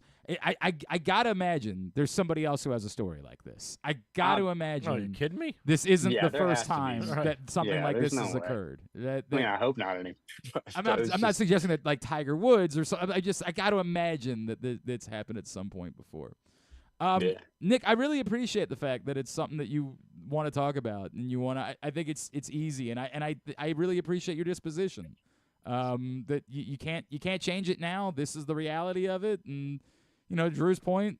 It's on to 2026, right? That's right. Yeah, it's on to the next tournament, whenever that will be. I'm not quite sure when that will be, but I'm not going to stop. That's for sure. I'm going to continue to keep playing. So. I appreciate that. Nick, thank you for taking the time for us this morning, man. And we will root for you. And may this be a serious, as Rufus said, blip on the radar that we laugh about at some point when you're drinking champagne out of a championship trophy. That we all do that. Thank you for spending some time with us this morning, man. And best of luck to you moving forward. Absolutely, guys. Thanks for having me on. See you, Nick. Nick Barrett with us here on GCR. Appreciate him doing that. Good man. It's unfortunate. It is what it is, right? I mean, there's nothing you can do or say that makes it any better, right? It happened, and there's nothing you can do about it. But I also appreciate him willing, like, it's a failure, right? Like, Sure. that he said, I want to talk about my failure. I do. I'm willing to discuss it. I don't want to hide from it. And if anybody can hear it and say, I need to be sharper, I appreciate that. I think that's a very cool thing for him to do. Appreciate Nick Barrett taking the time for us. All right, into hour number 2 on GCR, and it is, I don't know if intern Jake is prepared for this, but it is a Wednesday, and so if it's a Wednesday, okay, all right. We're going to mix up the schedule for later on this hour, which means we've got to get to the important segments on a Wednesday, so I never know which one's going to happen first. It's going to be one or the other. Something's about to play, and then Drew's going to give us some radio magic when it does. Okay.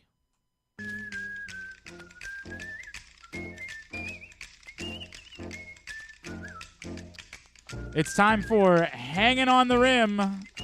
Hanging on the Rim is brought to you by Live Casino and Hotel. No better place to watch the NBA Finals than inside Sports and Social at Live Casino and Hotel. 100-foot media wall. Going to be great giveaways starting tomorrow night. Come and hang out. Watch the finals. Big poker event we're doing this weekend as well at Live Casino and Hotel. But watch the finals inside Sports and Social, Live Casino and Hotel, Maryland. Drew Forrester. All right. Well, Cooper Flagg is in the news. What? Yeah. Yeah. He's in the news. What are you doing? I'm letting you know. There's some talk about the Mavericks possibly trading Cooper Flagg. Okay. Or trading the pick that would net them Cooper Flagg. I don't know what's happening here, but Well, we're doing Hanging on the Rim. I feel like I'm having a stroke. No, we're doing Hanging on the Rim. Sure. So, do you think the Wizards could put together a package to net? I don't. They've already got think Anthony so. Davis. What could they possibly? Yeah, I don't need? think so. Like what? No. I don't think the Wizards have any basketball players. Are you? Period. So the final, in Yeah. case you missed it, but anyway, back to the Cooper Flagg thing. Yeah, back to the Dallas Cooper Flagg is thing. saying they aren't interested. No. But No. there are some teams who have said Okay. we're open to exploring trades that would move us up in the draft. Wink, wink. Mm-hmm. Wink, wink. So, why would the NBA rig the draft lottery? oh, they didn't do that. To get them Yes. the number one, just for them. You to turn know they around didn't do that. Why would they do that? Well, now For them they're to turn now around they're and telling trade them that we'll give you the number 1 pick next year if you trade it. Well, who's this the number year. 1 pick next year? Is I that don't know. somebody anybody wants? I don't. Oh, It's not Cooper It's Flagg. AJ DeBansto. That's who it is. Oh, okay. The BYU. Where do Oh, you yeah, think yeah. the league wants Cooper Flagg to go? L.A. They want him in. Well, yeah, they New would York? like everybody in Well, LA I or think New he's York. going to the Bulls. He's going to be a How's that gonna Maverick. happen? What are you? You'll see. I'm an insider. It's either Mav or a Wizard. That's the only one. That's Get the only to one. that's hanging on the rim. I'm an insider. Oklahoma City and the Pacers, What's going on here? as we called last week here Yeah. on GCR. Well, Oklahoma City and the Pacers. Did we do that? We did. I don't remember that. And I am going to take Oh. Indiana. Whoa! Drew gonna make some money this week. Going Whoa. on the pick. Going with How the many Pacers. games? Whoa. 6. Wow. That is- Pacers at that is 6. bold. What's gonna? Is SGA gonna get hurt? What's the? Yeah, how's what- No, he's just bold. He's not. He won't man up under the gun. You better put some money on. They it. are 9.5 point Yeah. favorites tomorrow night. Who? Yeah, Indiana. No, yes, the Thunder. Okay. They're serious dogs in the series. If you think they're winning, you better go put some money on it. Oh, you can bet now. Yeah, that's a new thing they're doing. Okay. Betting. And other than that, really, that's it. That's it. That's it. That's it. You got. Well, What I mean, about happened yesterday? We're down in the final. We're in the final. So what else is there? That's a great point. What else is there? Did Somebody you- lost. Yeah. What do you mean? Well, somebody lost their job yesterday. Well, yeah. That is Does that true. matter? Does that matter? Oh, who was that? The Thibodeau dude or whatever his name Thibodeau. is? Old Francis Tiafoe. Thibodeau. Thibodeau. Oh God, I meant to do this. You know what's amazing in New York? They're losing their minds about. The clip is somewhere. I think it's on the Funhouse account. It might be too long. Mike Francesa and Mad Dog Russo yesterday. Oh my God! Together? No. Oh. No. It's amazing. But see if you can check the Funhouse account because they pulled. Francesa's got his sources that explained what happened. It's a minute 40. All right, play We're doing it. Play it. Francesa's on his podcast. Okay. And he's got his sources. And then Mad Dog Russo's got his sources. So good. Okay, let me hear it. So good. I got to get Lucy, by the way. When? I don't care what you think of Jim Dolan.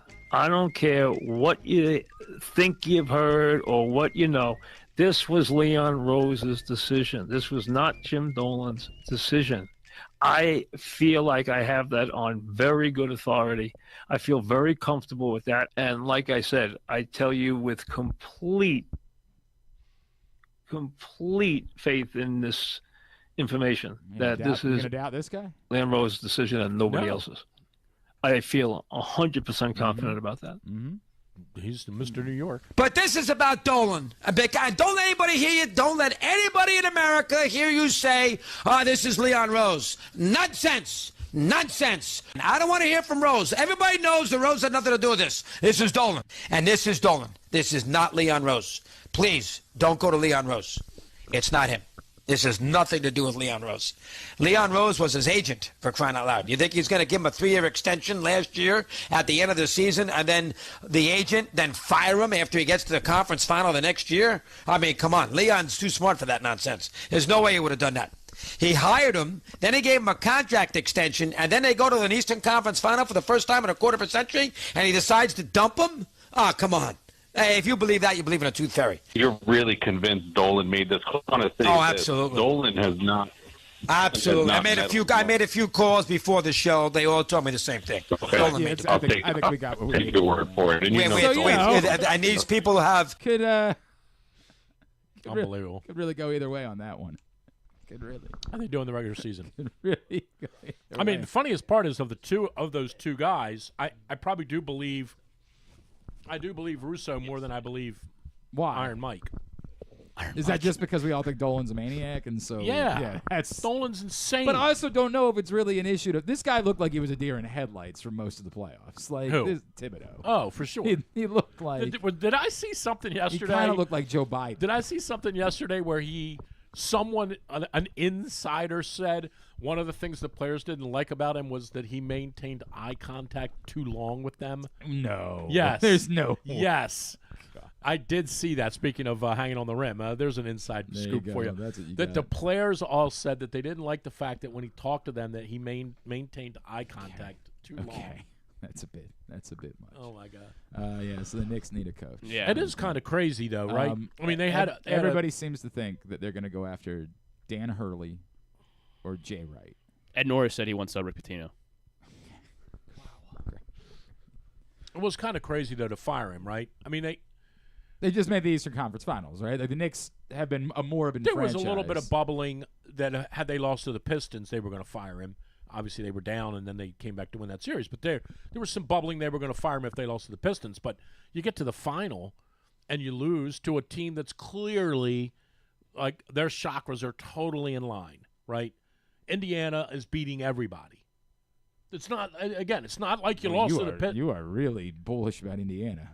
They're in the final. I understand that, but you just keep saying they're beating everybody. Well, no one thinks that. I meant that they're beating everybody en route to getting there. Okay. I mean, they're the hot team. Yeah, I agree. You're that they're firing the hot guy team, because they lost to the one team whose chakras are in line for a month. It's kind of stupid. I just think it was because he looked so. Like every time they panned him, he just looked like a guy who had no idea where he was. If you worked in New York, you'd be that way that too. Might be true. You might be right. Should he just go ahead and shave the head? Do you think it might help? Would that help? Yeah, it might help. What do you think Thibodeau's going to land? You know, so Lucas, a listener, Lucas in Seattle wants to know if maybe a potential Wizard. Sure. Don't they have Lucas a coach? is a good man. Sure. Don't they have a coach? Lucas. He submits several questions. Yeah, he submits several questions every week for hanging on the rim. And he's a fan of yours. I know. That's it's why the I'm saying weirdest he's part. a good man. Don't they have a coach? Yeah, but he won 18 games last year. I understand that, but they didn't fire him. And they got the second overall play. He's not even losing right. Hang on a second. He's not even losing right. They won 18 games, which is about 12 more than they were capable of. They won. Well, they should have. Way better. They should have won 6 games. No wonder this is lousy. The alcohol volume is 14%. That's no good. That's not going to work. Holy crap! That's just not going to work. It's my third one. All right, are we good? Are we finished with hanging on the rim? Yeah, please. That Let's went get to well. the good stuff. Yeah, let's do the other thing. God, this is just. We're sending this to the Marconi people. See how they feel about it. You've ignored us in the past, It's now time. we got a winner for you. We just aren't had a you, dude on who got kicked out of the golf tournament. Yeah, right. Aren't you ready? Now, right. Aren't you ready to finally recognize us? And boy, I'm padding so well before the music starts playing. I don't think I had another 30 seconds in me. Now it's time for Shaved Ice. Shaved Ice is brought to you by the print issue of PressBox, which is available for free at your neighborhood Royal Farms and at the hundreds of locations around town where you find PressBox. Read it all, PressBoxOnline.com. The hard road back from major elbow surgery. There's Felix Batista, Kyle Bradish, and Tyler Wells. Go pick it up before it's gone. This is a separate thing. I could be wrong on this. Sure. I don't think you say for free. I don't think you have to have the word for in there. I could be wrong on that. But I think you can pick up the edition free. I think it might be one of those it's acceptable either way situations. It's like the Oxford comma. And if I was, kind of like the Oxford comma. Are you a believer in the Oxford comma? No. You don't use it? No, do not use it. And I in fact, hate it. Okay. Interesting. Like when I read someone who's transcribed an interview on our show, because that's what we do now. We just take content from somewhere else and we and we don't get the clicks for it. I don't use it. I think I don't. I said someone else. Well, I was curious because I feel like I don't. I don't think I do. Sometimes I might. When someone else transcribes an interview to run on another website somewhere, and they put Oxford commas in, it drives me nuts. Okay. Drives me nuts. All right. Edmonton and Florida. It's grammar with Drew. Edmonton and Florida in the Stanley Cup Final. There you go. All right, there you go. That's Shaved Ice. All right, so, dude, this is going to be an insane series. I mean, look, at the beginning of the year, if I would have said it's going to be Florida-Edmonton, you would have been jacked for it. Had I said that they were going to get Brad Marchand at the deadline, and now they're going to play, you're going to really be jacked for it. This is going to be an insane series. Now, Edmonton's got home ice, whereas last year Florida had it. I think that does tip the scales. I do think Edmonton's winning. Ooh. I know their goaltending's not great. I just feel like it was last series. Yeah, it was better. I don't know, it was great, but he didn't cost them. That's for sure. I like Edmonton to win. I think it could go 7 games, but I like Edmonton to win. I want Edmonton to win. I think Connor McDavid's awesome. I know there's a lot of speculation that if they win, maybe he goes to Toronto. I don't know if that, Why Toronto? Just the home of to make Biz happy, right? Yeah, the home of hockey, and I don't know. I don't understand that at all. I don't know. You can make Edmonton money, the new home of hockey. Money. Well, yeah, you heard money. of that, If they're right? offering the most money, and they're I agree losing with Marner. They're losing Tavares. Like they'll have gobs of money to hand over. Anyway, I thought you were presenting it like it was like the league was going to coordinate it. No. Like coordinating Luka Doncic ending up in New York or in L.A. They don't do that. Sure, we'll go with that. So it's going to be a great series, though. I obviously would love to have seen the Caps there, but if you said to me, pick the 2 teams you want to see in the final, it would be these 2. Rematch of last year, which was epic. Florida up 3-0. Edmonton comes back to make it 3-3, then they lose. It also gives us another week or 2 weeks of Little Caesar down in South Florida. The little handicapped dude. I don't care for his on pizza. Twitter. It's not that. It's not that good. I've not seen Those this little guy. puffs are. It's actually Big Caesar, Big C's. That gives us another week and a half of him. I don't know what that is. He's a little person. Okay. Handicapped little guy in a wheelchair who drops the F-bomb about every 10 words, and he's a Florida Panthers fan. There's a thing called Twitter. Go to it. Go to it, and you'll see Big C's. Oh, okay. He's everywhere. He is everywhere. You can't avoid him. He's awesome. You're really heavy in your hockey Twitter following. Yeah. Like, you really. Paul Bissonnette's got gout. It's. Why? What happened? He said he ate too many steaks. You and him. That's a misnomer, by the way. It's not a red meat disease. Oh. It is not. Then what's it a disease? It's hereditary, and there is a direct relation to beer. Direct. Well, I don't think Paul Bissonnette ever drank any beer. That There seems is unlikely not a direct for him. correlation. There is not, despite what people say. Shellfish. People say red meat. There's a direct Speaking correlation. of shellfish, to beer. what's the story on? Was it Colton Cowser? Yeah, what's the shrimp story? I did not see the Colton Cowser shrimp. Hang on a second. There was a story last night. Are you done? If McDavid doesn't win the Conn Smythe, who is it? That's not. He's not asking me.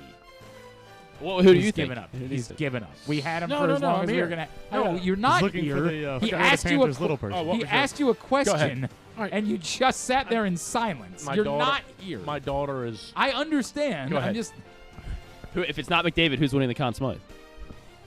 God. If it's not David, who's winning the Conn Smythe? Good question. If it isn't David, it'll be Bob. It'll be Bobrovsky. If he does, Odds agree with you.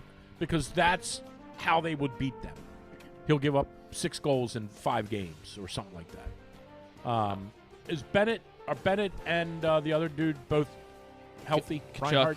Reinhardt. I mean, Reinhardt came back, right? So I Okay. would assume that he would be. Now he's got an extra 6 days. So Kachuk.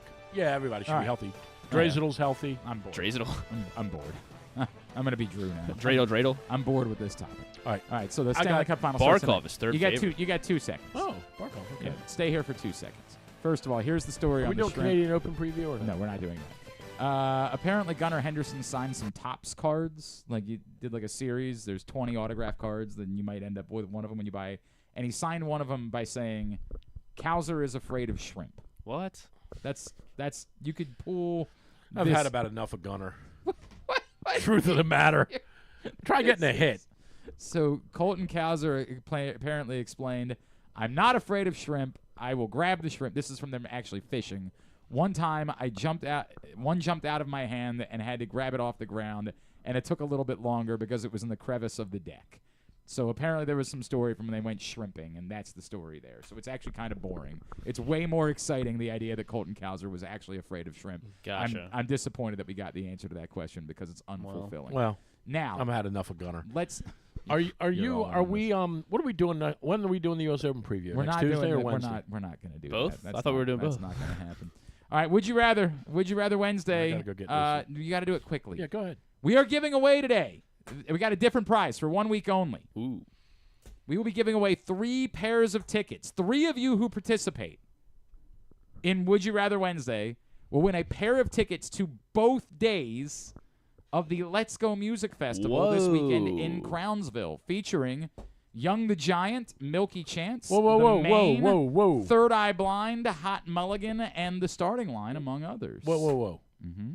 Young the Giant? Yes, Young Where? the Giant in Crownsville, down at the Anne Arundel County Fairgrounds. We're giving away 2 pairs of tickets. We're giving away. No, you're not. No, you're not. Okay. What? They're playing Friday. They're playing Friday. What time Friday? Friday night. What do you? No, they're playing at 9 in the morning. What are you asking? What time Friday? Yeah, they're playing at noon on a Friday. They're playing Friday night. Damn it. At the what? You got plans? I've got my member guest, but I. Well, that's good. What time is the member? I don't think they play that at night, do they? Got a whole bunch of stuff going on. a They're in whole bunch Atlantic of stuff City. going on. What? They're also in Atlantic City. But that has nothing to do with what we're doing here. That's you deal Why with didn't that. Samir check in with me? I don't. Would you settle down? We're giving away 3 pairs of tickets to both days. Wow. Both days of the Let's Go Music Festival in Crownsville this weekend. If you can't make it to both days, you can still use the one day. That's your problem.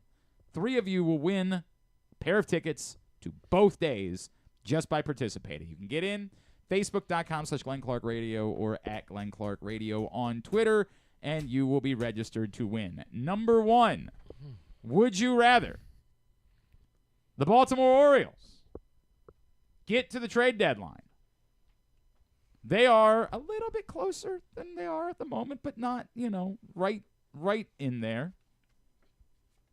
You get in at 6 games out of a playoff spot. And they trade Ryan O'Hearn. They get a top 75 prospect out of the deal. It's a good return for Ryan O'Hearn. Or how are they going to ruin that prospect? They sign him to a 4-year, $65 million extension. 6 games out of the deadline. So no matter what, we're 6 games out. 6 games out of the deadline. Okay. Trade Ryan O'Hearn, get a top 75 prospect out of it, or sign him to a 4-year, $65 million extension. Who are you asking, me? You're the one that's got to go. Jesus. I don't have to go now. Trade him. You don't have to go now. Trade him. No. I want to sign him. Why? Why trade him? Because I mean, you could do the O'Hearn-Mayo thing if you wanted and figure Somebody's got to play in right field. We've got Tyler O'Neill. Oh, yeah. Do they? Yeah. And Heston Kjerstad. When are they going to trade? When's Tyler O'Neill going to trade show him. up? Just trade him. And I like O'Hearn, but trade him. Get a prospect, trade him. Let's move on. Let's get something else going at first base. Okay. Sorry, that's how I feel. Okay. Trade him. Number 2. I guess I know where you're going with this one. You have to bet $1,000. Yes. On one of these two scenarios. Would you rather? They basically have the same odds. Okay. One of them is plus 550. The other is plus 530. The plus 530 is the Pacers to win the NBA Finals. The plus 550, I can't believe these two things have the similar odds. Plus 550 is the Orioles to win 80 games. Wow. In what year? This year? Yes. Which of those two would I take? Yeah. Probably the Orioles. I thought you said Pacers at 6. What is wrong with you? I did. What is wrong with you? No. Are these people watching the games? What is wrong with the Orioles you? have 23 wins. I'm aware. I don't think anyone's watching Orioles games right now except for us. Yeah, that's the FanDuel somehow hasn't caught up. The problem is you can't bet the other way. You can't bet on them under 80 games. But that can't be their real total right now. It's not their total. They're what's their real total? 76 and a half? That's why you're getting, so 74. You're getting 5-1 odds on it. Yeah. Oh, I don't think it's even that high. 70. Hang on a second. It's got to be the mid totals. Hold on. The mid 70s? They're not going to tell you 60. 71 and a half. Okay, Yeah. 71 and a half. Okay. Told you. You think that 71 and a half is the mid 70s? It's close. You're about to be in your mid 70s. I feel like it. I'll take the Pacers. It's so. I mean, the funny. Orioles aren't winning 80 games. Well, here's the problem. I know you're right, but I just don't believe the Pacers are winning the NBA Finals. Okay, but all they have to do is win 4 games. I know what you're saying. The Orioles have to win 50 Yeah, games. right. I understand exactly what you're saying. And number 3, would you rather? Shouldn't have fired Hyde. This actually might this might hit too close. I want to make sure. I want to make sure I'm not suggesting that this happened in your actual relationship. This will be in a fictional relationship. Would you rather find out that your long-term spouse once cheated on you, but like 15 years ago, like a long time ago, and it happened one time, or you find out that that same long-term spouse is coming out to you as secretly being someone who takes care of reborn baby dolls.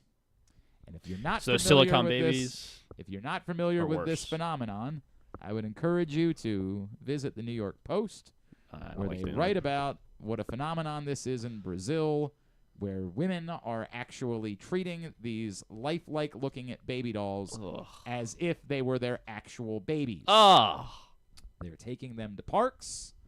They are doing events with them. Apparently, they are currently considering in the legislature the possibility of having to fine women that show up seeking medical care for their baby dolls because the internet is flooded with videos of women doing this exact thing. So they're taking a spot in the ICU from... But they're not...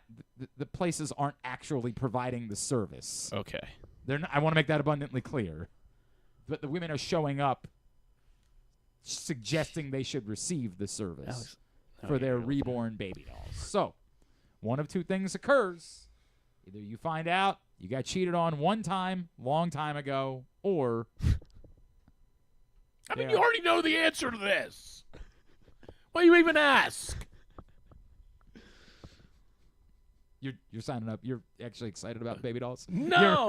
You know the answer. You're ready to take care of them. You know the answer. It's like, you don't understand. I've actually been keeping baby dolls. You know the answer to this. I've got one sitting watching a movie in the other room. To be sick. I've got one I mean, come in the on. other room These right now. People are insane. You know the answer. But you don't want your partner to have cheated on you. Whatever. It happens. This is crazy. Well, These people are crazy. Whatever it happens. Yeah, I mean, these people are nuts. You're all lunatics down there. So the answer is, sorry, sweetie. That you well, felt. I don't know why would you have to apologize. I mean, no, I was going to say sorry. Drew wasn't enough. Yeah. Sorry, right. Sorry that you felt compelled to do that, but I still love you. But I'm not letting you walk around with these baby dolls. Come on, man. I don't understand.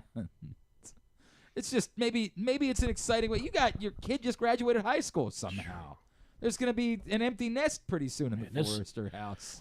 You couldn't welcome a nice baby doll into your life? This world is insane. I don't understand this. These people. Yeah, I don't get it.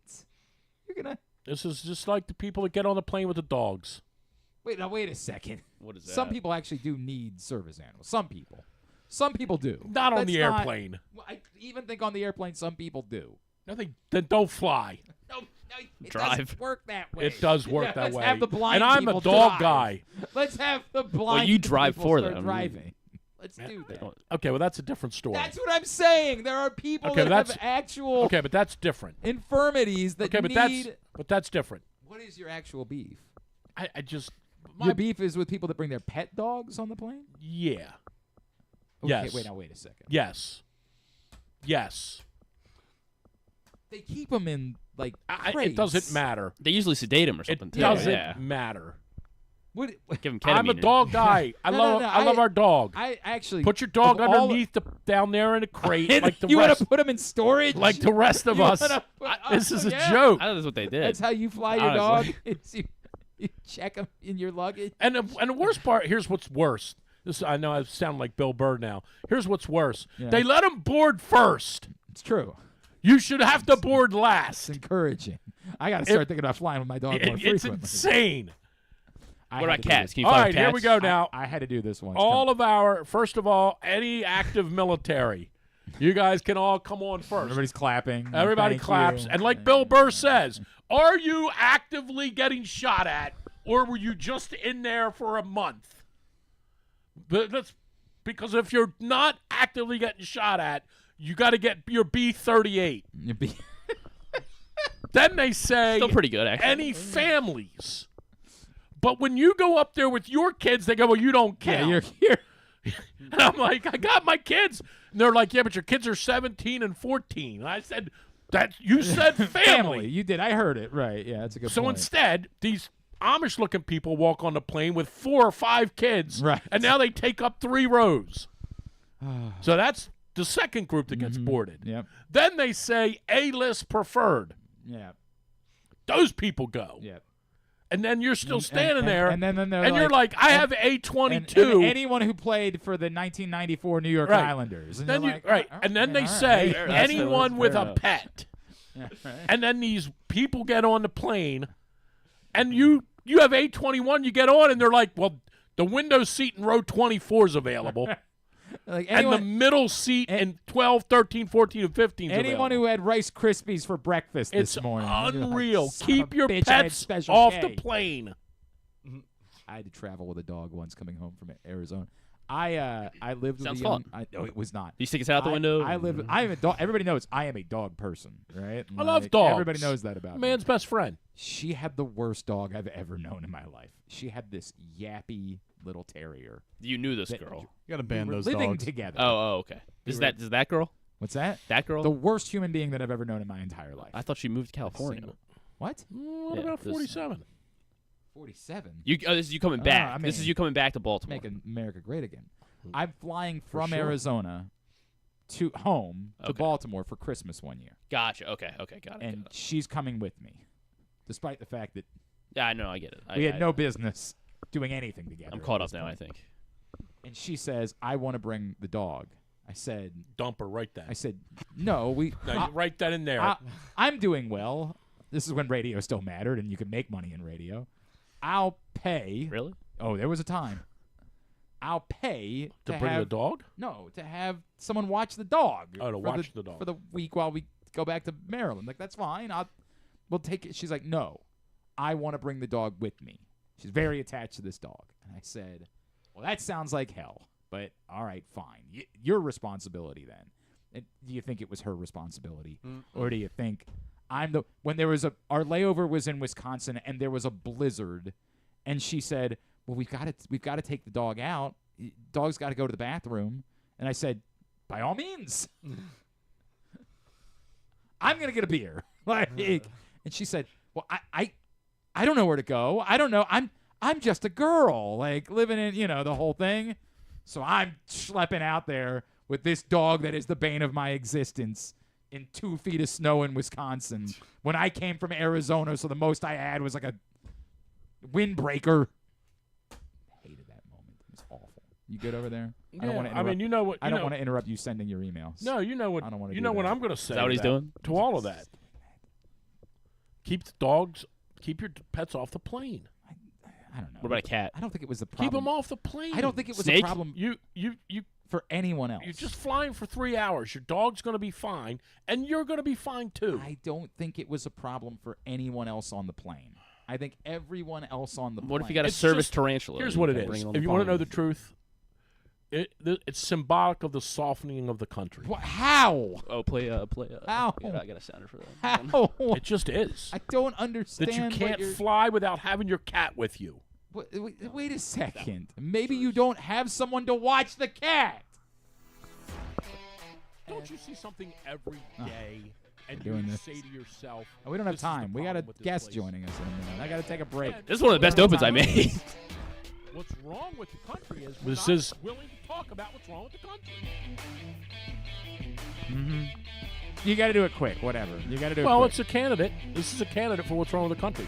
It is symbolic of the softening of the country that you have to take your animals with you into stores and shops and on the plane. It is symbolic of the softening of the country that you just can't walk around and without your pet. Or maybe you're just trying to be a responsible pet owner. No, it's not Maybe- that. Maybe that's now what it you're is. doing it. Maybe they just now you're part of what it. a thought. They just want to be a No. responsible pet owner. Maybe that's the case. You can't take your pet into the stores. Why not? Because I don't want them around me. That's your problem. You don't go to the store. And if the store doesn't like it, the store can say no pets. This is the problem, man.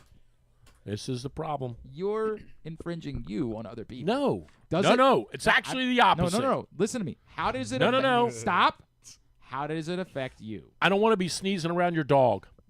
I don't want allergies. I don't want your dog. I don't want to step in your dog's pee. Well, if the dog pees in the store, there's a problem. You're right. You can't have your dog pee in the store. That's where we'll agree. You can't have your dog pee in the store. And you're losing it. No, I'm not losing it. You are. If the store says dogs welcome, then bring your dog. Then that's wrong. That's what's wrong with the store. The store's caving in.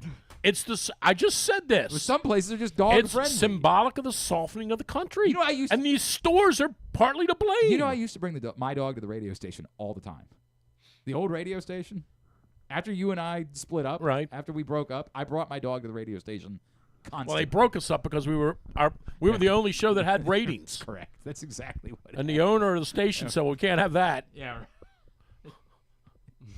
Well, in fairness, I understood the thought process. Like maybe we could try to get people to all listen. you had to do was look back. Every time a show there was popular, they fired somebody. Maybe Terry and I were doing great, and they fired Well, Terry. you can't do better than the guy that was running the place, right? No, he's killing it.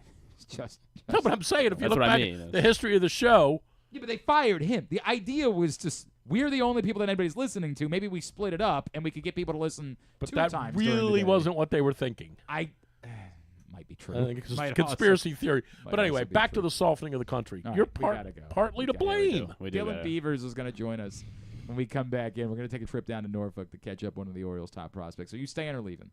I think I got to go. Are you doing I'm Are you aggravated doing the now. show on Sunday? This Sunday? Yes, this Sunday. Yeah. Every time you said you weren't, you did it anyway. So No, I I'm assume doing you're it. doing They gave me a raise. They did? That's weird. Where do you think they got that money from? Where do you think that money came? Don't say anything. No, yeah. 4 to 6. They is gave that? me your $20 that you used to get. I don't know when you think I was getting 20. No, they seriously said because they used to. What's her All right, name? we gotta Rita? go. No, they said they used to give Rita 150, and he All right. said we'll give you 75 There you of go. that. There you go. You're on 4 to 6 on Sunday? Yes. All right. 857. Talking golf. 'cause Rita sure. got 150 There bucks you a go. show. There you go. What, you think I'm going to do the Bruce Cunningham thing? We got to talk to him next. We got to take a break. Dylan Beavers next. Glenn Clark Radio. Feeling sluggish, unfocused, or not like yourself? It could be low testosterone. At Game Day Men's Health, we specialize in testosterone replacement therapy to help men boost energy, improve mood, and regain confidence. Our treatments, including testosterone cypionate, are safe, natural, and tailored to fit your lifestyle with weekly injections or pellet therapy. Get started today with a free testosterone test and feel the difference. GameDayMen'sHealth.com. Game Day Men's Health, where men reclaim their game.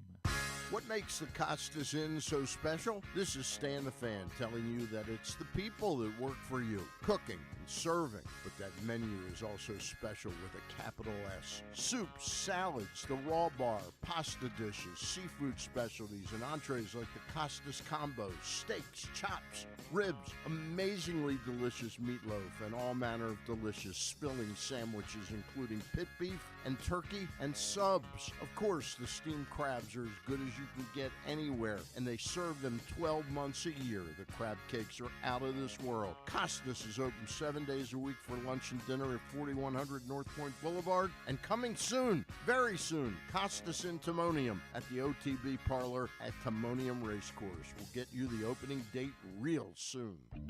Make the most out of every day in your Toyota RAV4. Available in hybrid or gas-only models. A RAV4 can get you where you want to go in style. Check out buyatoyota.com for deals on new RAV4s from your local Toyota dealer today. The latest edition of Press Box is available now, and on the cover, Luke Jackson looks at the long road back from Tommy John surgery for Orioles closer Felix Bautista, as well as Kyle Bradish and Tyler Wells. Also inside, we learn more about new Maryland basketball coach Buzz Williams from the players who have played for him at other stops. Plus, evaluators around baseball chime in on Orioles' top prospect, Samuel Basallo. Pressbox is available for free at over 500 locations throughout the region, including 60 Royal Farm stores. Or you can read the entire issue online at PressBoxOnline.com, where you can also find great betting advice and the best daily coverage of the Orioles, Ravens, and Terps. Need a trophy or award that's as unique as the achievement? Look no further than Crown Trophy. With locations in Owings Mills and Gaithersburg, they specialize in custom trophies, plaques, and medals for any occasion. From sports and academic awards to employee recognition and corporate gifts, visit crowntrophy.com today and let them help you create a lasting memory for your school, team, or business. Crown Trophy is a proud supporter of the Maryland Public Secondary Schools Athletic Association. crowntrophy.com. One of the things that's definitely wrong with this country is that this dude still has a job somehow, some way. Glenn Clark. Back in here on GCR. What do you mean you don't want me to bring a gift to your son's graduation party? It's not that. But if you're going to bring him something, make sure it's good. Okay. What, does he want a bottle of a nice bottle of wine? He's going to the beach this weekend. We've already had that. Oh boy. Drew's every night. Drew's son's graduated from high school. Losing sleep. Oh, Drew. You better give up on that. You think he's going down to the beach? Congrats to Ethan. Oh, I already know what's going on. Yeah, I mean, come on. We've already met about it. Yeah, why are you? You know what's happening. I know. You want me to go down there, keep an eye on him? Oh, yeah. You want me to go down there? Yeah, that's right. Hey, if you need somebody, Uncle Glenn's here to buy you some booze. Yeah. They got that uncle already. Appreciate it. That's Drew. Drew's getting out of here. Time for us to make a trip down to Norfolk. This dude is tearing the cover off the ball this season and is banging it down the door. He's hitting .306 this year, getting on base at a .399 clip, OPSing .826. All of that is going to play, and he's been even hotter of late. It's a pleasure for us to welcome back to the program Dylan Beavers, who's with us now here on GCR. Dylan, it's Glenn. It's good to catch up again, man. Thank you so much for taking the time for us this morning. Hey, thanks for having me. Hey, dude, how good do you feel right now, right? Like, what have you been doing anything different? Have you been eating something different for breakfast? What's been the deal this year? No. Yeah, I feel good. I just worked hard in the off season and tried to clean some stuff up, and then this year I've just tried to take it day to day and not do anything crazy, just do what I know. So I feel like this is going to sound kind of silly because you obviously have been an extraordinarily thought of baseball player for a very long time. But the numbers would suggest that last year wasn't quite as good. I also know it doesn't always explain it so easily. Can you tell me about how you were feeling about the season you had last year? Would you say, hey, the numbers maybe don't tell the whole story, or were you disappointed? Did you feel the need to tinker, to change something this offseason, or are you doing things the exact same way and just maybe getting better results? Yeah, I felt like I had a pretty long stint last year where I was struggling. I think part of it could have been physical, but I think more of it was approach stuff, and was just trying to do a little bit too much. So I did clean some stuff up in the off season, but most of it this year has just been cleaning up my approach, keeping it simple and just not trying to do too much in the box. So when you said you didn't like completely change your swing or anything like that, you maybe just sort of, I don't know, tinkered with it a little bit? Yeah, just minor adjustments, tried to clean up my path a little bit, but really nothing super crazy. What was it that you most wanted to see change this year? Was there any particular aspect of your game that was like, hey, this is the priority, this is the thing that I want to see pick up, whether that's like the on-base percentage is the part that like obviously just jumps off the page at everybody? Yeah, I feel like well, if there's anything I really wanted to improve upon, it would have been my defense. Yeah. I'm still kind of working on that, but okay. Yeah, it's as far as hitting goes at the plate, just trying to be more consistent, get in a spot where I feel more adjustable, especially because I got a week of experience in Norfolk last year, and what I saw was just a lot more consistency from the arms I was facing. They were mixing in a lot more pitches, landing them for strikes. So I just knew I had to be in a spot that was more consistent if I wanted to cover 4 or 5 pitches. I bring up the on base percentage. That was even there last year, right? Like, is this sort of in your blood? Do you know the strike zone better than like everybody else on the face of the planet? Like, do you have some superpower that box that we see on the screen you actually like see in your life somehow when you're at the plate? I think it's just the more at bats you take, the better feel you get for the zone. But yeah, I mean, I feel like I have a decent understanding for the strike zone, and I'm not swinging at everything in the strike zone either. I'm trying to get a pitch that I feel that I can do damage on. So that's part of it too. It's just getting a pitch I feel like I can do something with. Well, you've been doing a lot of things with him. Dylan Beavers is with us here on GCR. The other number that I think, like, I know that, is it easier for you to steal bases? We talked about this, I remember last time, right? Like, is it easier for you to steal bases because of all the success that you've had and because the way that, like, rules have changed? Are you at the place now where, like, every time you're on base, you just assume you're going, or does it still matter situationally? Like, walk me through how that continues, and it feels like somehow it's even still growing, like you're on a pace to just have that number keep going and going up. Yeah, I definitely. I want to steal every time I get on base, just because I feel like that's part of my game, and it can help me and the team have success. So I'm definitely looking to steal most every time I get on, but if the situation's not right, if the pitcher's doing a good job of holding me, I'm not going to run into an out. So definitely still trying to find the right situation, but if I'm on and I feel like there's a good time to steal, I'm going to try and take that base. He is Dylan Beavers of the Norfolk Tides. He's with us here on GCR. Dylan, I wonder for you brought up the defense part. Like, that was a part, and I know it's been pretty consistent. I get that they always have you guys move around because they want to make sure that, but, like, do you feel like right field has become your spot? Like, that ideally, if someone said you get to choose, would that be right field? Yeah, I definitely feel like the most comfortable in right field. I've played a ton of innings there, even dating back to college. So I think I'm the most familiar with that position. But the last couple of years, they've moved me around and given me more time in left. So, I think that's important to have the versatility. But yeah, I'm starting to feel more and more comfortable in the other positions as well. Are you, when you say that was the priority coming in, are you at a place where you feel like now defensively you're like, I think everybody would say offensively you look like you're major league ready. Do you feel like you're confident that you're defensively major league ready at this point?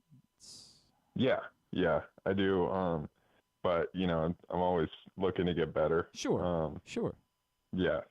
So I'd like to be an above average defender. So just continuing to work on that part of my game, I think it's kind of the lowest hanging fruit for me right now. I feel like this has got to be the most interesting time for you, right? Because like all the boxes are being checked.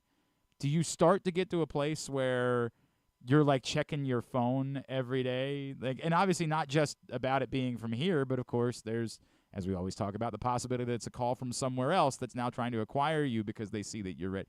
Have you gotten to that part of your life, or how do you handle maybe some of the anxiety that comes with that and trying to block it out and just play baseball and not worry about that stuff? Yeah, I think it's just there's a lot of uncertainty with that. I could drive myself crazy trying to figure out where I'll be in a month.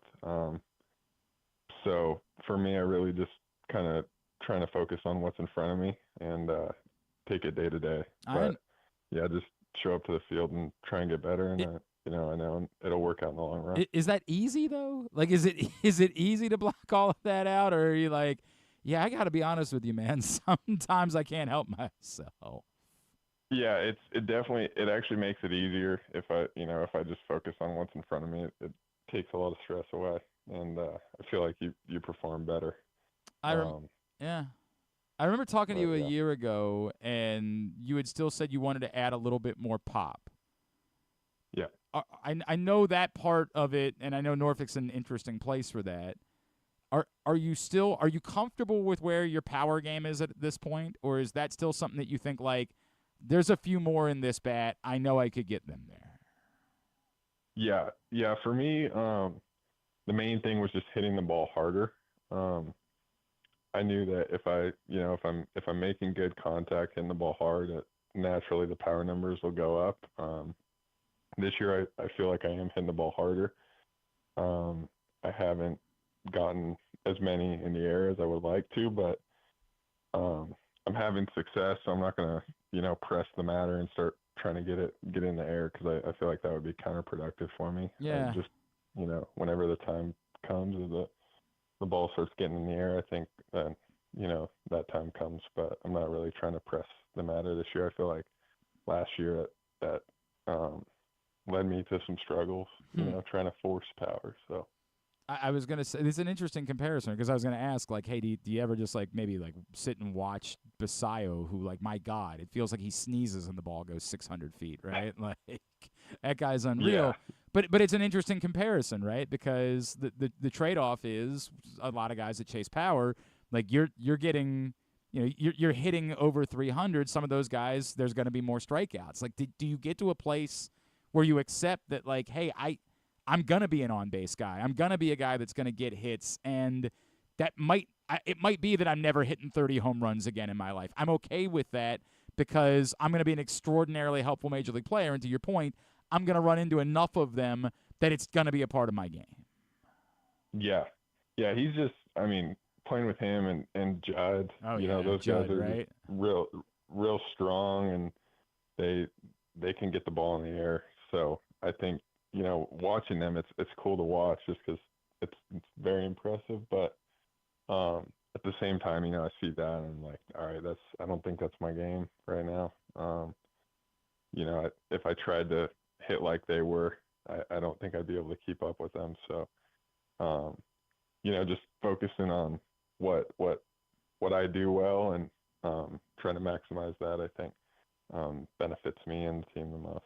We see all the highlights of, like, the ones that Basallo hits in games where, like, he's literally hitting it over scoreboards and stuff like that. Mm-hmm. Is there one that you've seen, or even maybe with Judd, like, is there one that you've seen maybe, like, in batting practice or something that you literally believe might be a feat of superhuman strength? Yeah, they both hit the ball really hard, and really far. I'd say Basallo hit one in spring training really far. That I remember that one specifically. It was just to the right of the scoreboard, I think, at Smith. I think I remember that maybe, one. Yeah, maybe over Where it. you're just like, what? Yeah, How? Yeah, they hit the ball really hard, and I'm not quite capable of that yet. So it's fun to watch, though, for sure. That's the part, right? Like, do you find yourself almost like just like staring, like how? Like, how is this human being? I don't know. I don't know how it is for us normies, right? Like for the people that will never know what it feels like to hit a baseball that way. We just sort of marvel at it. Or is it more like, yeah, I could do that. Like I just don't, right? Like, do you have that feeling, or is it as amazing to you as it is to the rest of us? It's pretty impressive. I can't do that right now. He's just, I mean, Basallo's just I think he's one of the most impressive bats that I've ever played with. So wow, it's definitely it's fun to watch, and yeah, I mean, I wish I could have that kind of pop, but like I said, I don't got that going on right now. So the Tides maybe are someday. Yeah. I mean, or also you just keep doing what you're doing. Like, yeah. I think you'll be just fine. Worked out all right for Nick Markakis in his career doing that. A big week next week as the Tides come back home, starting on Tuesday the 10th, including Bark in the Park, Wind Down Wednesday, Pride Night, Diamond Day game, the tribute to Norfolk hoodie flag giveaway. All that coming up as the Norfolk Tides get back home next week. If you're headed down to that part of the country, then check out the Tides and our guy Dylan Beavers while you're down there. What about you, man? What's going on in your world, right? Like, what does life look like when you're not playing baseball these days? How you passing the time on Mondays? Give me the whole rundown. Honestly, we haven't really had any off days. Most of the Mondays we're usually traveling. To this point in the season, we haven't had really any close road trips, so we haven't had a ton of time, but just spend time with the guys on the team, I guess. We have a really good group here, and a lot of good dudes. So are you just hanging out with those guys? Are you roommates with any of these guys? I'm rooming. Basallo's my roommate right now. Okay, that's cool, right? Like, obviously, I mean, I think the thing that people would jump out at, maybe two guys from different backgrounds, right? Like, how did that like relationship happen that you guys ended up being roommates? Well, I mean, I've always been pretty close with Basallo. He was, I think, right when I got drafted, he was in the complex league in 22. So, and then I obviously played with him in Bowie last year and a little bit the year before that. But yeah, he's a good dude and, you know, talented kid. So he's unbelievably talented. There's no doubt about that. Yeah. Are you guys like competitive at all? Like, this is always the fascinating thing with roommates to me. Like, there's certain roommates that like, as they just feel the need to compete in anything, right? Like video games, cards, whatever it is. Are you guys like that? Maybe so, maybe a little bit. Okay, so what are you most likely to be competing in? It would be something at the field probably. Okay, like like bullpen games or like. I'm just trying to catch up to his juice. Really is kind of what I'm working on. Okay, but sometimes he's a little bit too humble about how much pop he has. You know, he still thinks he needs to be hitting the ball hard. Are you kidding me? Like 120. Right? How is that? How could he possibly hit the ball any harder? My God. Yeah. He sets a high standard for himself, which I think that's part of why he has so much success. No, and I was going to say that's exciting, obviously, right? Like you always want to see somebody who is driven so much to be great, right? Like you love everything about that. Dylan Beavers, love everything about what you're doing, man. Like, may this be the story forever, and may it be right here and not anywhere else. May that be the case moving forward. Remind me where everybody's following you, Instagram, Twitter, anything like that? I think my Instagram's Dylan.Beavers. It is. I just found it. Indeed. It's Dylan.Beavers. Give him a follow right there, which I'm going to do myself. Dylan, appreciate you spending the time with us this morning, man. Incredible watching what you're doing this year, and can't wait to see what's next. Thank you so much for hopping on with us. Let's talk again real soon, all right? Yep, thanks for having me. Dylan Beavers of the Norfolk Tides with us here this morning on GCR. Appreciate him taking the time, and yeah, he is ripping the cover off the ball, posting outstanding numbers that will absolutely play. 306, 399, OPSing 826. Those numbers will work. That dog will hunt. We'll come back in. We will wind things down. We'll get a tidbit and two to wrap it up for a Would You Rather Wednesday edition of Glenn Clark. What the heck is going Driving on? in Maryland? Did you know an Easy Pass from DriveEasyMD.com can save you time and money? Of course you did, because you are a thrifty driver. An antenna reads your Easy Pass transponder and automatically deducts the toll from your Easy Pass account. There, you just saved money with Easy Pass, all without slowing or receiving a notice in the mail. Well done, thrifty driver, well done. Get your Easy Pass at DriveEasyMD.com. Baltimore's Classic 5 golf courses make golf fun and affordable. All 5 local courses, Pine Ridge, Mount Pleasant, Forest Park, Carroll Park, and Clifton Park, are challenging and fun for players of all skill levels. Book your tee time today at classic5golf.com. Celebrate 60 years of America's favorite muscle car at Live Casino and win a new Ford Mustang. Earn entries daily and enjoy revved-up specials across our restaurants and bars all June. Cruise in Saturday, June 28th, and be one of 25 players to win cool trips, hot prizes, or a new Ford Mustang. Hit the gas at Live Casino at Arundel Mills. Must be 21. Please play responsibly. For help, visit mdgamblinghelp.org or call 1-800-GAMBLER. Gambling can be a fun and entertaining experience, but there are risks involved. If you're planning on betting on the game at the casino or on your phone or computer, know your limit, stay within it. Set a budget and a time to stop. Remember, gambling isn't a financial solution, and it doesn't mix well with alcohol or drugs. Know the risks and have a plan before you begin gambling. For free and confidential services, call 1-800-GAMBLER 24/7 or go to helpmygamblingproblem.org. Feeling sluggish, unfocused, or not like yourself? It could be low testosterone. At Game Day Men's Health, we specialize in testosterone replacement therapy to help men boost energy, improve mood, and regain confidence. Our treatments, including testosterone cypionate, are safe, natural, and tailored to fit your lifestyle with weekly injections or pellet therapy. Get started today with a free testosterone test and feel the difference. GameDayMen'sHealth.com. Game Day Men's Health, where men reclaim their game. The latest edition of Press Box is available now, and on the cover, Luke Jackson looks at the long road back from Tommy John surgery for Orioles closer Felix Bautista, as well as Kyle Bradish and Tyler Wells. Also inside, we learn more about new Maryland basketball coach Buzz Williams from the players who have played for him at other stops. Plus, evaluators around baseball chime in on Orioles' top prospect Samuel Basallo. Pressbox is available for free at over 500 locations throughout the region, including 60 Royal Farm stores. Or you can read the entire issue online at PressBoxOnline.com, where you can also find great betting advice and the best daily coverage of the Orioles, Ravens, and Terps. Contrary to what some people believe, I actually like this guy when he sleeps. Glenn Clark, talking sports. Stan the Fan Charles, Ross Grimsley, and Dan Duquette got together on Monday to talk some baseball. If you missed it, you can find it right now. Facebook.com/PressBoxSports. Click on the videos tab.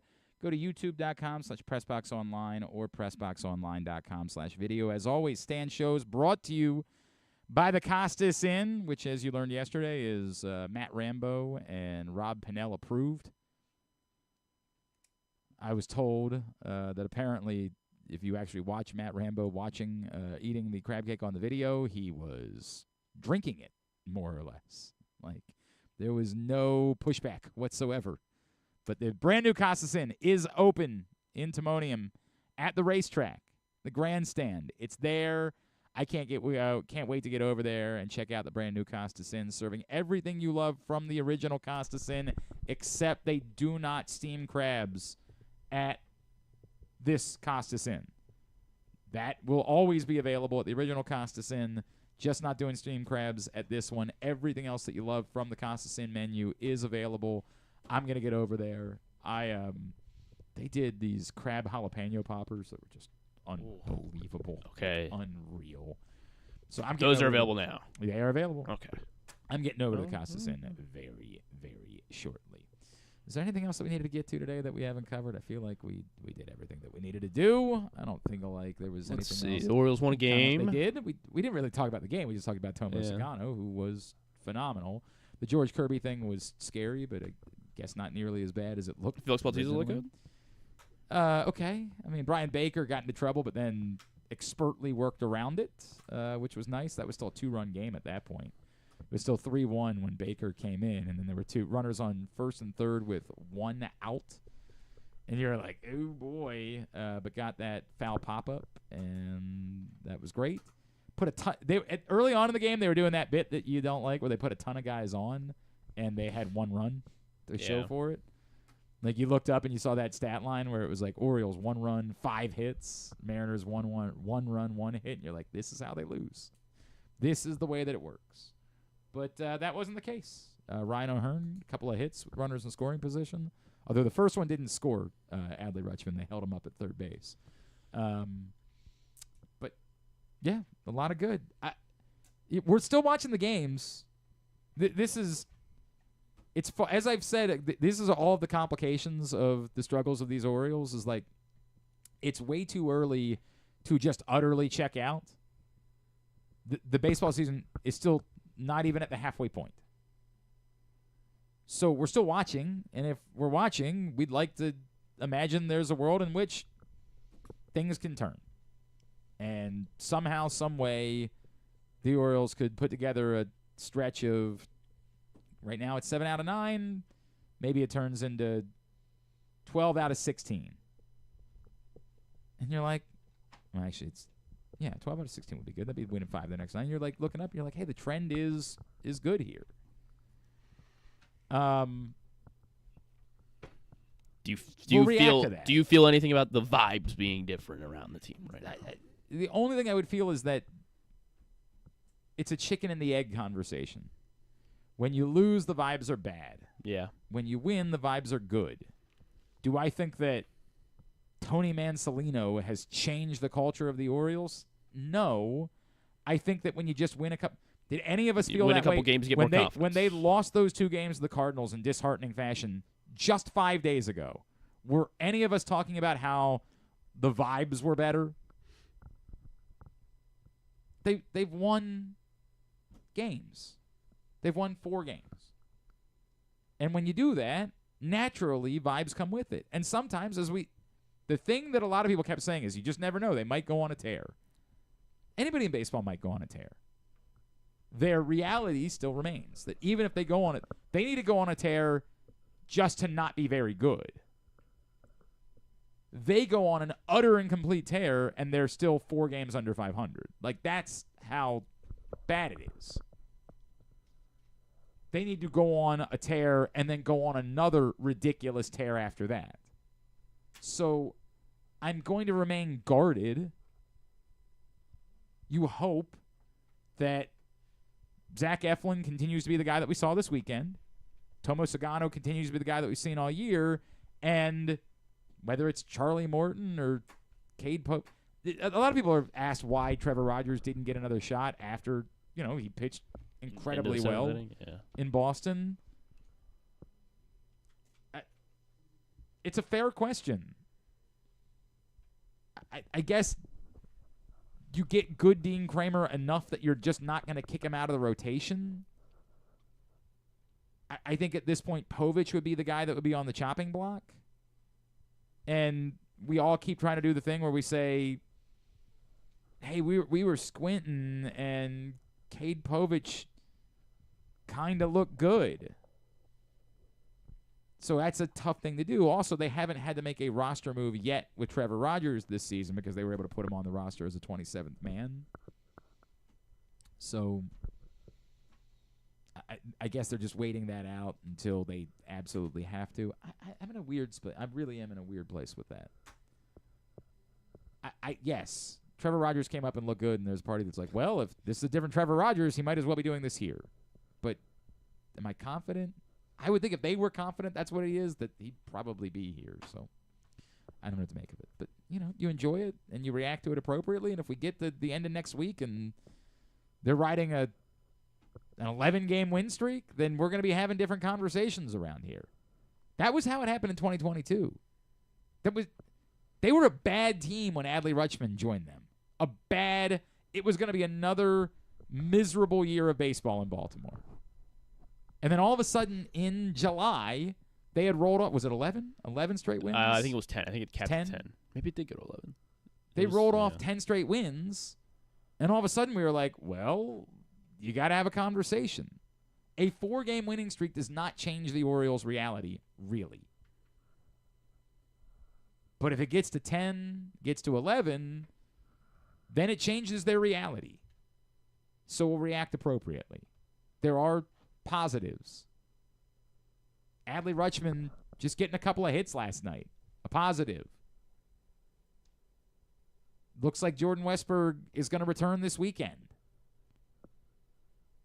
That's a positive. There are positives there. Hell, even Heston Kjerstad was helpful last night, who's been by far their worst player. If that can continue, we'll talk about it.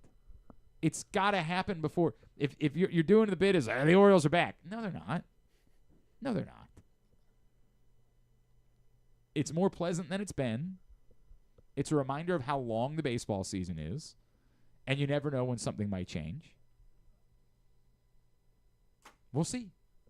We'll react to it appropriately. You guys know what you're getting here. You're getting pragmatism. I'm not going to be the guy. You're never going to get me to be that guy. I would love it. It would be awesome if 2 weeks from now we're like, holy crap. They've won 13 out of their last 15 games. Something's happening here. That would be amazing. Do I expect it? No. Because you don't expect anybody to do that. But it's good to win 4. You got to start somewhere.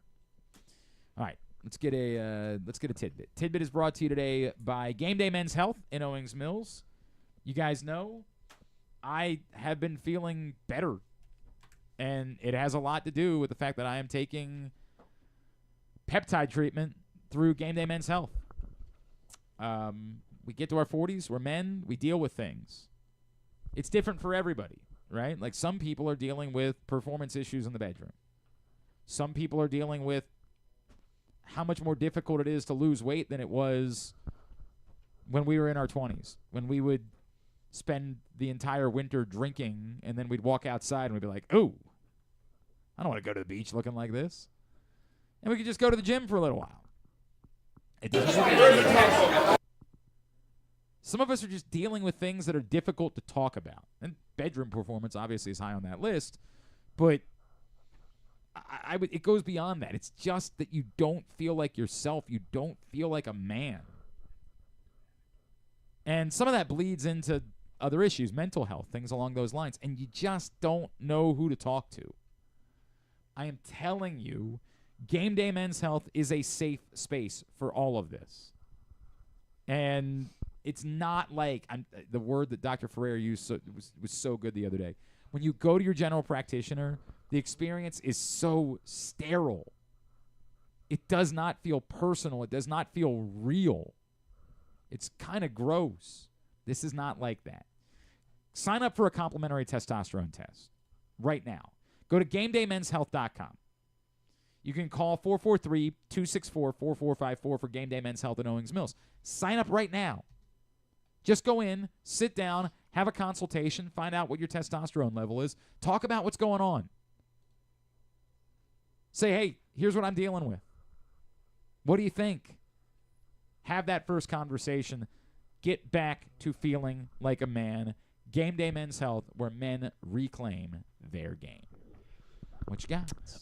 Cal Raleigh. I'll do another Cal Raleigh tidbit. Actually, I say another. I don't think I heavy on Cal Raleigh. I mean, he's doing pretty impressive stuff. He's leading the league in home runs.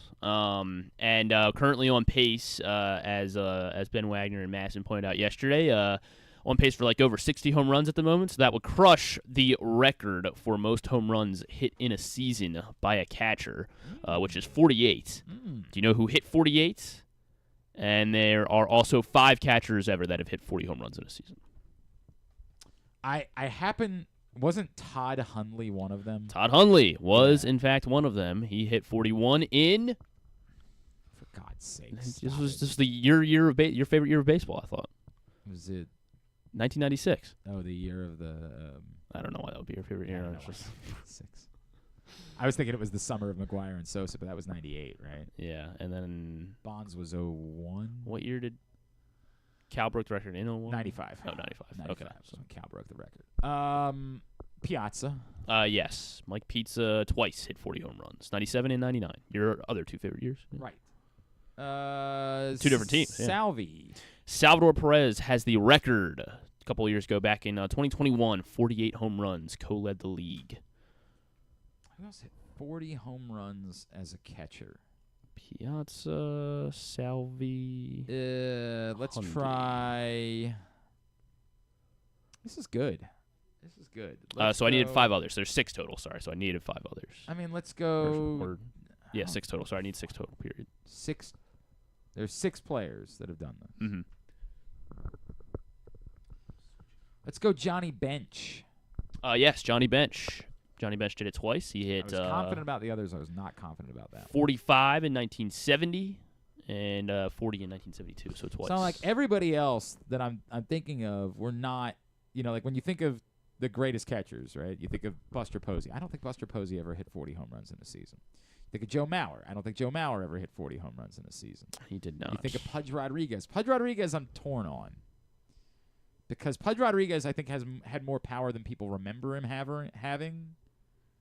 He was more of an all-around hitter than he was a home run hitter. I'm torn on Pudge Rodriguez because in that era of baseball, you could definitely have run into 40 home runs. I got a perfect game going, though. This makes it difficult. Yeah, what are you going to do? I almost want to come back. I'm going to save Pudge Rodriguez. Okay. You think of Carlton Fisk, but I don't. You think of Gary Carter. Think of like a Roy Campanella. You think of. I don't know who else. Just keep naming catchers. Yachty, I guess, but Yachty wasn't a home Matt run Wieters, hitter. yeah. Yeah, right. Yeah. All right, Pudge. Pudge Rodriguez, the most he hit in a season was 35 home runs. There goes the perfect game. Now it doesn't matter. I can just name all of them. Carlton Fisk. Carlton Fisk also Gary 37. Carter. Not Gary Carter either. Roy Campanella. Roy Campanella hit 41 home runs in 1953 with the Brooklyn Dodgers. How many more are there? 2. 2 more. Jesus Christ. Who else did I say in that long diatribe? It's not Mauer, right? It's not. Wait, I think only one more. Sorry, I think you named all of them. Okay. So one more. It's not Mauer. Not Mauer. It's not Posey. Not Posey. It's not Molina. Nope.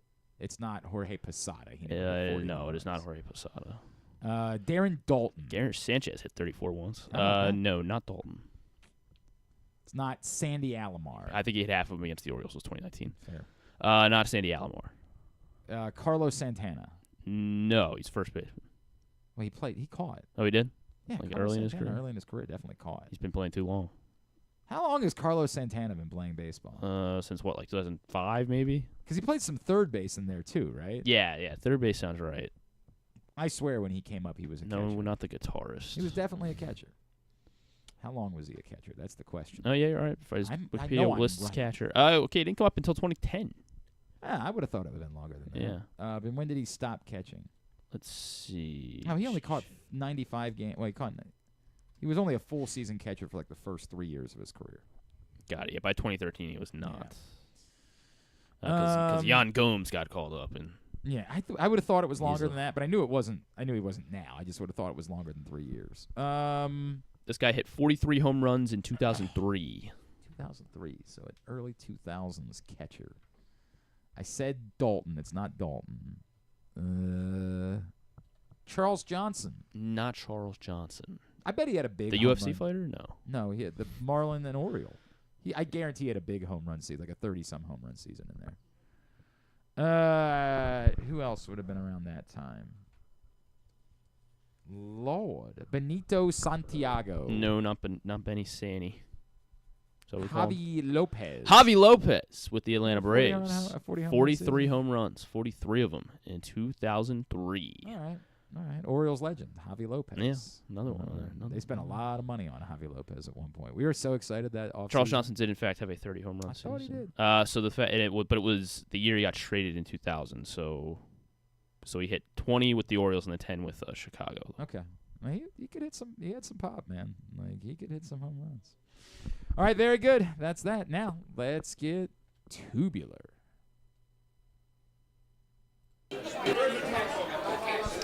Okay, everybody, it's going to be quick today. What was the main focus today, Coach? Fundamentals, ball control. It's always huge. Any early thoughts on the competition this year? Well, look, this is the best of the best players in the world. It's going to be an amazing tournament. Tournament? Yeah, the BMW Championship at Caves Valley. What are you guys talking about? All they ever ask me about is football. Here's what's coming up, totally tubular wines this evening. Just one more French Open quarterfinal to go. Yannick Sinner just coughed and got a straight sets win over Bublik. That second set was close. Mm-hmm. There was no competition whatsoever in that match. Well, that second set was close. To be expected. That's what I thought was going to occur. How'd your boy Tommy Paul do yesterday? Coco won this morning. She did. That was a good one. I don't know why they put that on first today. Because what time is it? So it's like 8 a.m. when it starts, or no? Here? No, they started at 11 a.m. local time, so it's 5 a.m. Okay. Here. And I guess they put the Poisson match on second. Poisson, that's an unbelievable story. French qualifier is now into the semifinals. I mean, that's nuts. Poisson. Yeah, who the heck is that? She beat Jessie Pegula and Mira Andreeva. 361 in the world. It's unreal. I mean, it's one of the most unreal stories. Like, I get it. If you don't care about tennis, then it means nothing. But, like, in France, for this to be happening to a French player, it's an unreal story. So she'll play Coco Gauff that'll be the second semifinal tomorrow because they only have the 1 day turnaround. So that'll be the first semifinal. Oh, 9 a.m. Good. The first semifinal is the big one. That's whoever gets to lose to Coco. Swiatek and Sabalenka will be first tomorrow, and then Coco and Boisson. So Iga's won. She's been the clay dom. She's been dominating on clay. Okay. 4 straight, I think. French Open. Is this like a Nadal thing where like she's just that much better on clay, or is she just that much better than everyone? It's that she's Does that Coco much have better a on chance? clay. Coco has a chance. I think Sabalenka has a chance to beat her in the semifinals. I don't know. Weirdly, I think I might like Coco's chances against Swiatek better than I like her chances against Sabalenka at the moment. But like, given how Boisson's playing, like, assuming that she's just going to win tomorrow, this girl's just beat 2 of the best players in the world in back-to-back matches. Like, I have no idea what to make of it. There is one more quarterfinal still to be played this afternoon on TNT, and it is another big one. It's Djokovic-Zverev. Sabalenka is a favorite, apparently. Minus 125. I'm telling you, I like Coco's chances against Swiatek much better than I like Coco's chances against Sabalenka. Sabalenka is just it's a different world, man. Different world. All right. Anyway, that's what's going on at the French Open. Baseball tonight. Orioles do indeed continue their series with the Mariners out on the West Coast. Cade Povich on the mound for Game 2 against Emerson Hancock. 9:40 on MASN 2. Stanley Cup Final gets underway tonight on TNT and True TV. Game 1 between the Panthers and Oilers at 8 o'clock. The Women's College World Series Final gets underway tonight. No Oklahoma, Texas, and Texas Tech at 8 o'clock. I was watching that on Monday, man. Like those were scenes, dude, in that Texas Tech Oklahoma game. The rest of the baseball today: MASN Cubs Nationals 6:45, MLB Network Angels Red Sox at 1:35, Mets Dodgers at 10:10, MLB TV the free game is Rangers Rays 7:35, Germany and Portugal at 3 o'clock on FS1 in the UEFA Nations League, and TBS for AEW Dynamite tonight at 8. Good to see our buddy AJ Francis was back on NXT last night. That was cool. He's not with WWE again. He's still with TNA, but they have that thing with TNA and NXT. So that was fun. I said, "Oh, your key card still works. How about that?" Non-sports. A few things. We got MasterChef on a new episode of that on Fox. Netflix has Shaq capitalizing on the publicity for Inside the NBA here. Power move. Well, just Shaq doing a thing is what I mean by that. We got power moves with Shaquille O'Neal. And this is Shaq and Allen Iverson work to revive Reebok's legacy and find the next rising star to rep the brand in basketball. Probably not going to be for me. It's more or less just they turn a documentary into an ad for Reebok. It was almost what it feels like. But yeah, you get AI and Shaq to try and work into. It's a documentary, more or less. Okay. Docu-series, I guess I should say. Anyway. Apple TV, or actually Steph Curry's also there's going to be The Business of Steph Curry on CNBC. These things are not for me. I thought you liked, that's right, because you don't like sports. Okay. Yeah, these are sports shows. Oh, well, here's another sports show for you. Stick on Apple TV Plus. This is the Owen Wilson, the golf thing. He's an ex-pro golfer, and he's trying to turn a 17-year-old golf phenom into a star. Is it a comedy or a drama? I think both. I think it's supposed to make you. I think it's supposed to be like Ted Lasso-like. Sure. Yeah. Benson Boone and Benicio del Toro will be on Fallon and Seth Meyers tonight. Oh, wait, they're going to be on Fallon. Well, the other person isn't notable enough, so I want to say them together, and I thought maybe you'd just go along with it. You were just trying to get me to do a. Yeah, I thought you'd go along with it. That was a really weird. So one of them's on Fallon, one of them's on Seth Meyers. No, you failed. No, you failed because it was good, actually. No, it wasn't good. Mark Hamill and Kristen. Hang on, who is it? Well, it's Annie Murphy and Benson Boone. Are you out of your mind? From Schitt's Creek. I mean, sure. From Schitt's Creek. And what was the other show that she was great on? She's in 9 Perfect Kevin Can Go Strangers. F Himself. Oh, sure. Okay. Was that the name of the show? Whoever it was can go F himself? I think that sounds right. That show was She's also in 9 phenomenal. Perfect Strangers Get right now. I think that's what here. she is. You just trashed Annie Murphy. I don't care for Annie Murphy. Go yeah. F yourself. She hasn't come on. She's not in my. That's the next show. Griffin Can Go F Himself is going to be her next show. Annie Murphy's outstanding. You're stupid. You're a dumb person. All right, what's she plugging with Benson Boone? She's obviously of course, she's plugging the Stanley Cup Final. She's Really? very excited. Wow. Okay. Nice. Is she Canadian? Everybody else on the shit's I said, I don't know anything about her. Everybody else on that show is Canadian, so I assume that she's Canadian. That was a Canadian show. People don't. All right. Like literally aired on Canadian television, and they were like, "This is kitschy. Let's put it on." Sort of like Letterkenny. Okay. How that became a thing. What's Benicio del Toro and Stephen Graham plugging on Seth Meyers? I don't know who Stephen Graham is. I think he's like a writer. Like an author? Like yeah. He's plugging a book? Yeah, I think so. He's plugging Lloyd McNeil's Last Ride. Oh, he's going to plug another book, Yes. someone else's book. Correct. Nice. That's nice of him. That's nice of him. Annie Murphy is from Ottawa. Look at that. She is Canadian, so it makes sense that she's a big Stanley Cup Finals fan. Okay. Yeah. So is she rooting for Edmonton, or is she just rooting for Canada? You know, that's a weird thing, right? Like, do you think they just want to see the Canadian Cup run end, or they're like, no, we hate them? Yeah. Like, I'm a Senators fan. Why would I ever root for Edmonton?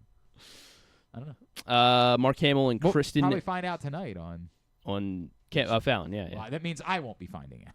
Mark Hamill and Kristen Milotti on Stephen Colbert. They're plugging Andor.